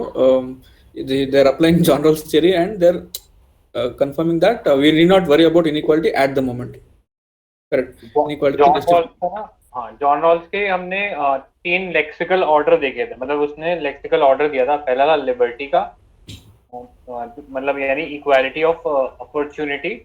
उसके बाद उसने दिया था जस्टिस. सबसे पहले लिबर्टी देता है, फिर देता है equality of opportunity, and third देता है वो अफर्मेटिव एक्शन को. ठीक है. ये लेक्सिकल ऑर्डर दिया था उसने. तो उसके अंदर वो कहता है कि सबसे पहली प्रायोरिटी हमारा यही होना चाहिए कि सब लोगों के पास जो है लिबर्टी हो, जो वो करना चाहते हैं उसको. ठीक है. इन केस अगर वहां पे भी हम लोग कई बार देखते हैं कि जस्टिस नहीं हो पा रहा है, इक्वालिटी ऑफ अपॉर्चुनिटी देती, तब भी कुछ लोग अच्छा परफॉर्म नहीं कर पाएंगे. जैसा डिसेबल्ड लोग हो गए, वो अच्छा परफॉर्म नहीं कर पाएंगे. ऐसे लोग जिनके पास प्रायर एजुकेशन नहीं था, वो अच्छा परफॉर्म नहीं कर पाएंगे. तो ऐसे लोगों के लिए अफर्मेटिव एक्शन लेना जरूरी है. तो यहाँ पे वो उसी ऑर्डर को देखते हुए कि अगर रिच पैसा कमा रहा है तो उसको कमाने दो, उसमें कोई दिक्कत नहीं. लेकिन अगर एब्सोल्यूट पॉवर्टी हो रही है, मतलब बिल्कुल कोई मीन्स ही नहीं है किसी के पास, तब हमें अफर्मेटिव एक्शन लेना है. बट अगर हम ये सर्वे ये कहना चाह रहा है कि अगर जब तक लोगों के पास कुछ ना कुछ मीन्स है कमाने का, तब तक वो चीज फिजिबल है। हमें ये नहीं देखना चाहिए कि भाई अंबानी ने कितना बढ़ गया या अडानी ने कितना बढ़ गया, वो तब प्रॉब्लम नहीं है। वो प्रॉब्लम तब होगा जब कुछ लोगों के पास बिल्कुल कोई मीन्स ही नहीं है लाइवलीहुड का, तब हमें एक्शन लेने की जरूरत पड़ेगा। अदरवाइज जो चल रहा है उसको चलने दे, और हमारा कोशिश ये रहना चाहिए जितना ज्यादा ग्रोथ हो उतना बेटर, जो ऊपर वाली लाइन में बोला था। आई थिंक इसका वही कहने का मतलब है कि इनइक्वालिटी से पहले पॉवर्टी है, उसको कम करना है, फिर इनइक्वालिटी पे कर्व करेंगे, क्योंकि जब एक लेवल पर वो लोग आ जाएंगे तब इनइक्वालिटी की बात होगी ना।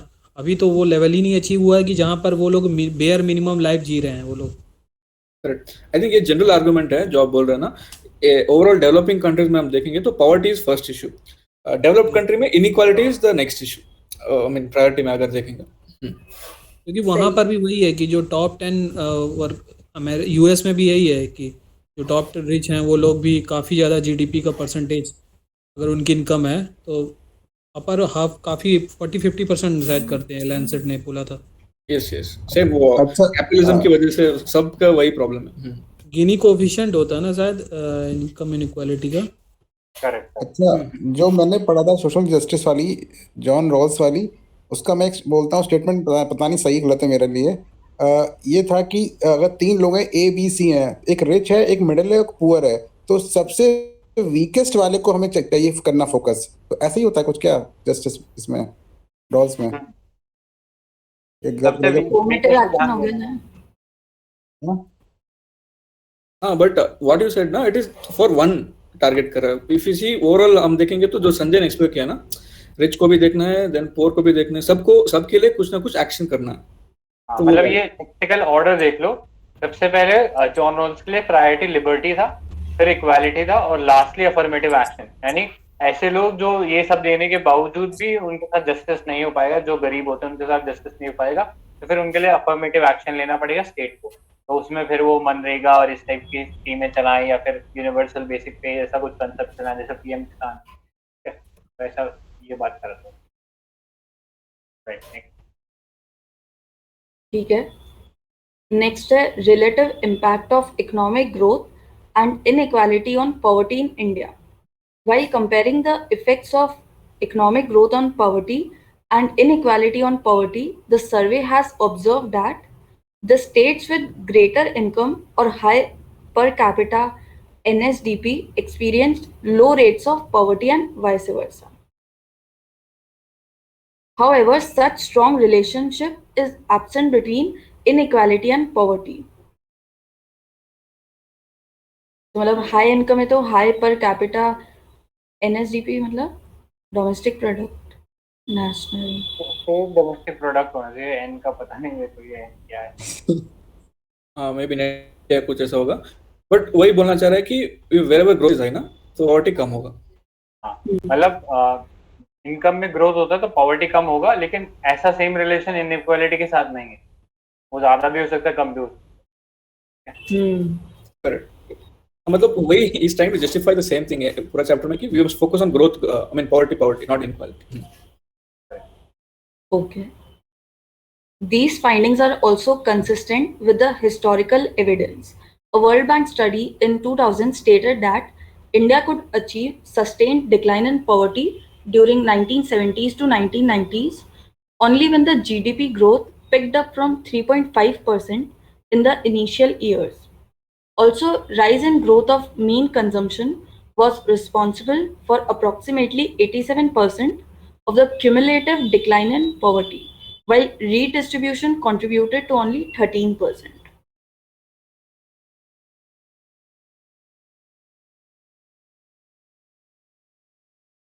कोई कुछ बोलेगा इस पे? लाइक आई थिंक सेम ना, सेम प्रूव कर रहा है फिर से, ग्रोथ होगा तो पॉवर्टी से बहुत इम्पैक्ट होगा, इनइक्वालिटी में कम इम्पैक्ट रिलेटेड। ये सीधा डेटा उठा के डाल सकते हैं, डेटा भी देख लो वर्ल्ड बैंक का। ठीक है। Also, the rise in the growth of mean consumption was responsible for approximately 87% of the cumulative decline in poverty, while redistribution contributed to only 13%. ठीक है, मतलब राइज हुआ इनकम में तो उससे 87% का क्यूमुलेटिव डिक्लाइन आया पॉवर्टी में, while redistribution contributed only 13%. Redistribution मतलब जो गवर्नमेंट करती है उससे सिर्फ 13% को फायदा हुआ, बट 87% को इससे ही फायदा हुआ, इंक्रीज इन इनकम से। Okay. Next Gini coefficient. Gini coefficient is a measure of distribution of income across a population. It is often used as a gauge of economic inequality, measuring income distribution, or less commonly wealth distribution among a population. तो ये किस लिए use होता है? Income inequality के लिए, to measure income distribution and less commonly wealth distribution among a population. So coefficient ranges from 0 to 1, with 0 representing perfect equality and 1 representing perfect inequality. तो यहाँ पे अपने को दिख रहा है ये आई थिंक लॉरेंस कर्व हो गया, और ये एकदम परफेक्ट जब हो जाता है इस लाइन के साथ अलाइन, तो वो गिनी कोफिशिएंट जो 0 हो जाएगा, यानी a upon a by B.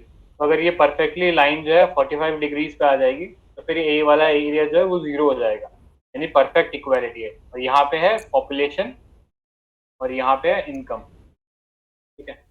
अगर परफेक्टली डिवाइडेड है, यानी बराबर चल रहा है, यूनिफॉर्म चल रहा है, तो एकदम परफेक्ट इक्वालिटी है, अदरवाइज इनइक्वालिटी रहेगी।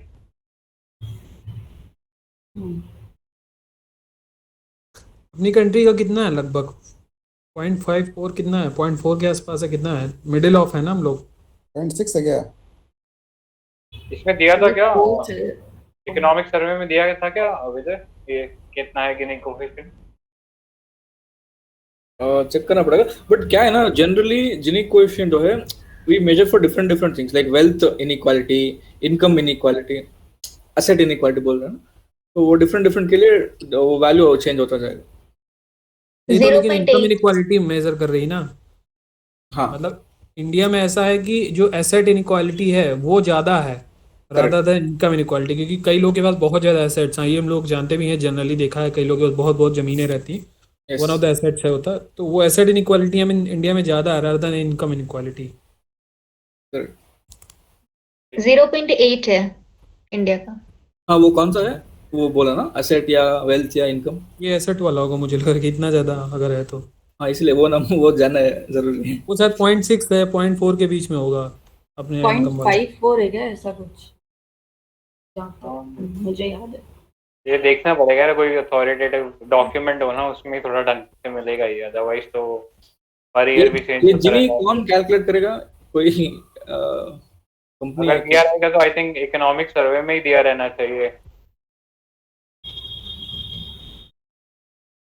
ठीक है, चलो छोड़ो यार, इतना कोई ये नहीं पूछेगा कि गिनी कोफिशिएंट की वैल्यू क्या है। ठीक है, चैप्टर का समरी देख लेते हैं। By examining the correlation of inequality and per capita income with range of socio-economic indicators, the survey highlights that both economic growth as reflected in the income per capita at the state level and inequality have similar relationships with socio-economic indicators for India. Unlike in advanced economies, in India, economic growth and inequality converge in terms of their effects on socio-economic indicators. Economic growth has a far greater impact on poverty alleviation than inequality. Okay? Given India's stage of development, India must continue to focus on economic growth to lift the poor out of poverty by expanding the overall pie. तो इसकी अच्छी line देखी थी आपने ऊपर कि India should focus on poverty alleviation first, ठीक है। The survey clarifies that it does not imply the redistributive objectives are unimportant, but that the redistribution is only feasible in developing economy if the size of the economic pie grows. Actually ना, ये अंबेडकर का भी एक view broadly बन सकता है, because Ambedkar also said that कि if you want जो सोशल इकोनॉमिक जस्टिस पहले होना चाहिए, right, before you give political justice, ऐसा उन्होंने बोला था। तो इकोनॉमी जस्टिस स्ट्रांग होना चाहिए, it was broadly his view. Correct, ठीक है, आई थिंक ये चैप्टर खत्म हो गया। कल वाले क्वेश्चन हाँ, देखते हैं करना है क्या? थोड़े से अभी क्वेश्चन। blue ये आज वाला चैप्टर बड़ा इसी से कर लेते हैं ना पहले क्वेश्चन, वरना वो भी छूट जाएगा। हाँ करेक्ट। ठीक है। अभी अभी पढ़े दिमाग में भी वो कल वाला तो भूल ही गया हूँ। मतलब इसने क्वेश्चन भी डायरेक्टली रिलेटेड नहीं दिए हैं, अगर तू देखेगा ना। राइट, वैसे मैंने देखा नहीं अभी, लग तो रहा है नहीं, नहीं अपन ने इकोनॉमिक सर्वे पूरा नहीं पढ़ा है, इसमें होगा। हाँ ये भी है। with reference to Gini coefficient, consider the following. So it is a measure of distribution of income across a population. सही है। सही है। Zero value of coefficient represents perfect inequality. Equality होगा ना। गलत है। इसका फॉर्मूला क्या है? A upon A plus B. A plus B। और वो कर्व कौन सा था? Lorentz curve. ऑरेंज का छोड़ दिया बिल्कुल। एक दिन सारे कर्व देख लेंगे, गुडनेस कर्व, लॉरेंस कर्व, पेडेप कर्व, लॉरेंस कर्व और क्या क्या कर्व होते हैं। लैफर कर्व है ना। मतलब ऐसा करते हैं, मैं इसमें एक चैनल के अंदर वो क्रिएट कर दूंगा, तो उसमें सारे कर्व्स आज ही डाल दो अपने अपने। सही कह रहे हैं। हाँ हाँ कल कर्व डिस्कस कर देंगे। ओके। ओजाइव भी होता है ना? क्या? OGIVE। अच्छा वो भी कुछ लॉज भी है ना, लॉ डिमिनिशिंग मार्जिनल ये हो गया लॉ, वो शायद माइक्रो इकोनॉमिक्स में है। उसके भी कुछ इंपॉर्टेंट हो तो हाँ, उसमें पब्लिक गुड और कॉमन वाला भी में भी उस तरफ कर्व है ना, परफेक्ट इलास्टिसिटी और इलास्टिसिटी वाला। ऐसे मतलब एक जो बहुत डेफिनेशन वाले नहीं होते हैं जो वर्ड ऐसा, मतलब एक उसका भी कर लें तो अपन। मैं ऐसा करता हूँ ना, उस चैनल के अंदर इनइक्वालिटी हेडर से क्रिएट कर दूंगा, तो उसके अंदर मतलब ये सारी चीजें डाल देना, और एक ग्राफ वाला भी हेडर क्रिएट कर दूंगा, उसमें वो वाला सब चीजें डाल देना। ठीक है, तो कल अपन उसको देख लेंगे। तो कोशिश करना कि प्रोएक्टिवली सब लोग उसमें कंप्लीट कर लें कुछ कुछ। अरे मैं फोटो खींच के डाल दूं, क्या दिक्कत तो नहीं होगी ना मतलब इसकी, क्योंकि ग्राफ की सही रहेगा ना। रीडेबल डालियो, रीडेबल, या फिर पीडीएफ बना के डाल दो। गूगल ही से डाल दूंगा ना, क्या दिक्कत है। ठीक है। माइक्रो इकोनॉमिक्स से आते हैं क्या क्वेश्चन? हाँ कभी कभी है, भरोसा नहीं है। अपॉर्चुनिटी कॉस्ट मैक्रो भी हो जाए अपना। ऐसा बोल सकता है ना, अपॉर्चुनिटी कॉस्ट वगैरह वो सब माइक्रो में भी आएगा। हाँ वहीं पे ही है। SDR वगैरह क्या आएगा? SDR तो मैक्रो पॉलिसी है ना, उसका क्वांटिटेटिव मेजर है शायद। हाँ तो मैक्रो इकोनॉमिक्स क्या बोल रहे हो? IMF वाला? क्या? हाँ IMF वाला? वो तो हाँ ये इंटरनेशनल रिलेशंस। हाँ वो तो आई थिंक या मतलब माइक्रो 90% क्वेश्चन उसी से आते हैं, 90% क्वेश्चन माइक्रो से ही आते हैं। Bad COVID-19. ठीक है, अभी सेकंड वाले पे आओ।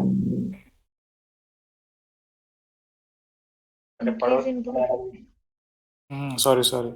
Increase in both inequality and per capita income is positively correlated with the index of health outcomes in India. Second है inequality and income per capita correlate similar with socio-economic outcome across the Indian states. ये दोनों सही लग रहा है ना? पहला तो सही है। पहला तो सही है, सेकंड सही नहीं है। हाँ वो पॉवर्टी है ना।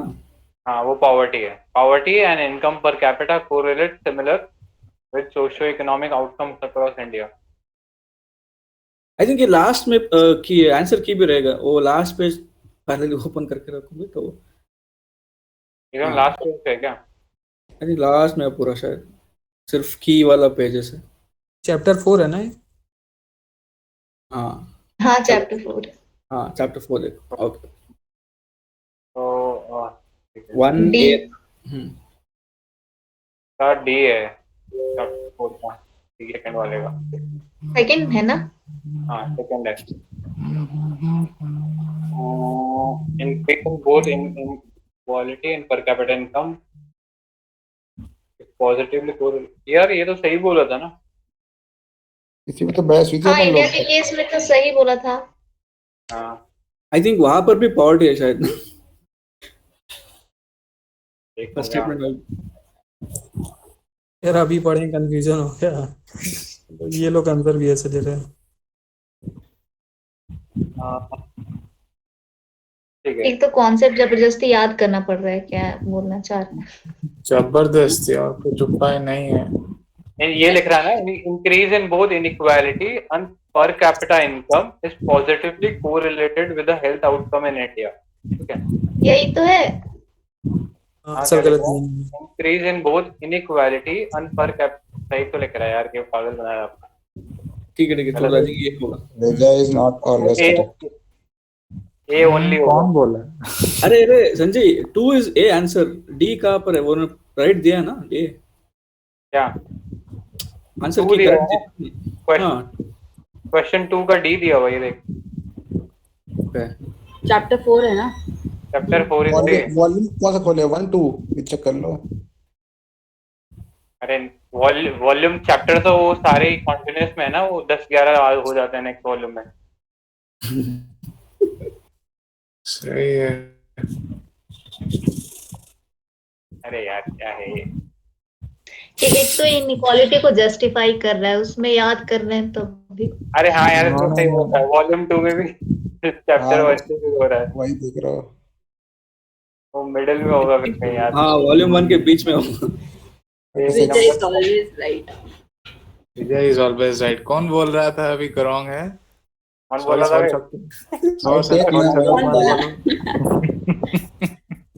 ये अक्षय बोल चला गया। भैया जी नहीं है क्या? यही चलेगा। छोटी छोटी मगर मोटी बात। सेकंड का सी है भाई, सेकंड का सी है, दोनों करेक्ट है। अच्छा फिर ठीक है। विजय इज ऑलवेज नॉट करेक्ट। दादा का है दादा। वो कभी कभी हो जाता है। होता है आदमी है भाई। हाँ ठीक है। तो दोनों सही थे। Inequality and per capita income correlate similarly with socio economic outcomes across the state. यार अभी सेकंड वाला तो गलत लग रहा था यार मेरे को तो। यार ये बताऊं, मुझे तो इसलिए सही लग रहा था क्योंकि दोनों चीजें सेम ही तो बोल रहा है। अब देखो इंक्रीज इनइक्वालिटी और इनकम पर कैपिटा, अब ये हेल्थ आउटकम और सोशियो इकोनॉमिक आउटकम्स तो सेम ही हुआ ना। Correct I think Shaktimaan perfect बोल रहा है। हाँ इसीलिए मैंने कहा दोनों तो स्टेटमेंट सेम ही बात बोल रहे हैं। करेक्ट लॉजिक सही पकड़ा। हाँ अरे ठीक है, चलो ठीक है, फिर सी होना चाहिए बोथ 1 and 2। ऑलराइट, नेक्स्ट देखते हैं। Inequality refers to the degree of dispersion in the distribution of asset, income or consumption. Poverty refers to the asset, income and consumption of those at the bottom of the distribution. Okay ये तो सी है। दोनों सही है। Poverty refers to ऐसे, ठीक है, हाँ दोनों सही। थर्ड का सही है। Last question. India saw sustained increase in poverty during 1970s to 1990s. India's the state with greater experience low rates poverty. In India, states with greater experience low rates of poverty. कुछ statement missing है इसमें, शायद कुछ और भी term होना था।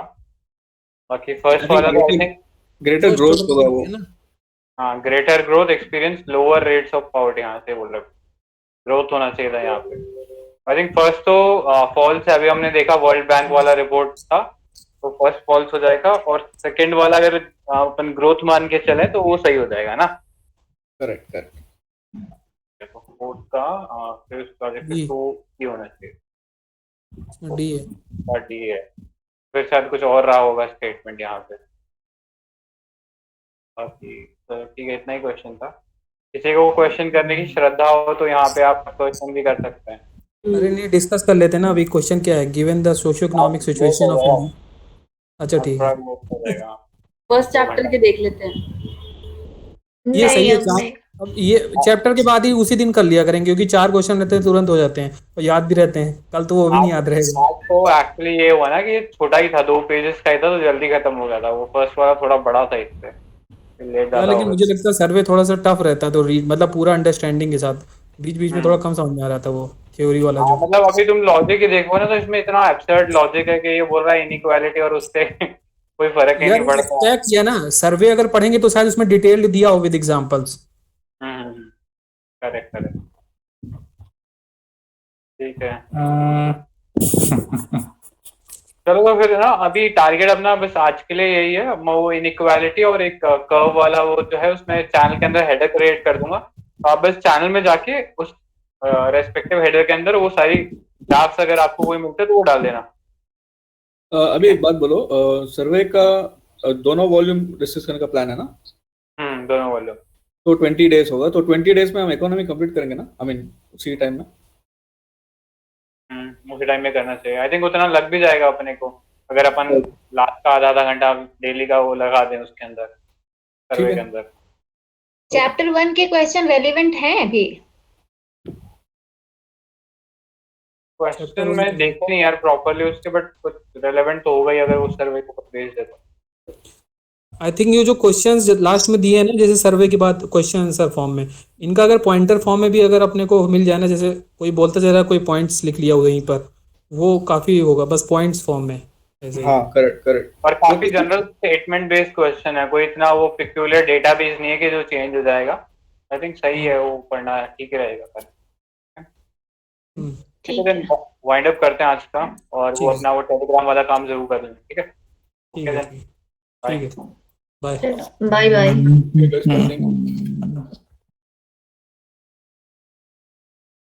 Lockdown extended. So,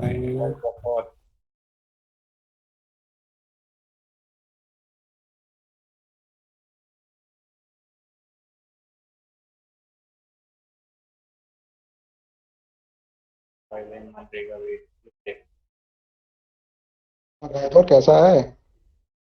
अरे भैया जी कैसे हो? अरे ये बताओ, तुम्हारा ईपीएफओ क्या हुआ तुम्हारा यार? ईपीएफ वो चल रहा है थोड़ा बहुत। मैंने तो बंद कर दिया था उस समय। दुकान बंद कर दी वो वाली। अकाउंट ओवरफ्लो हो रहा था, फिर मैंने छोड़ा भाई। अरे हाँ यार, बड़ा मतलब वो जहरीला सब्जेक्ट है, ऐसी नींद आती है ना उसको पढ़ने को। कितना कितना कितना किया वैसे? मैं यार वो दूसरी वीडियोस देखने लग गया यार, उसकी काफी लंबी लगी मुझे वीडियोस। कौन सी देख रहा है बता।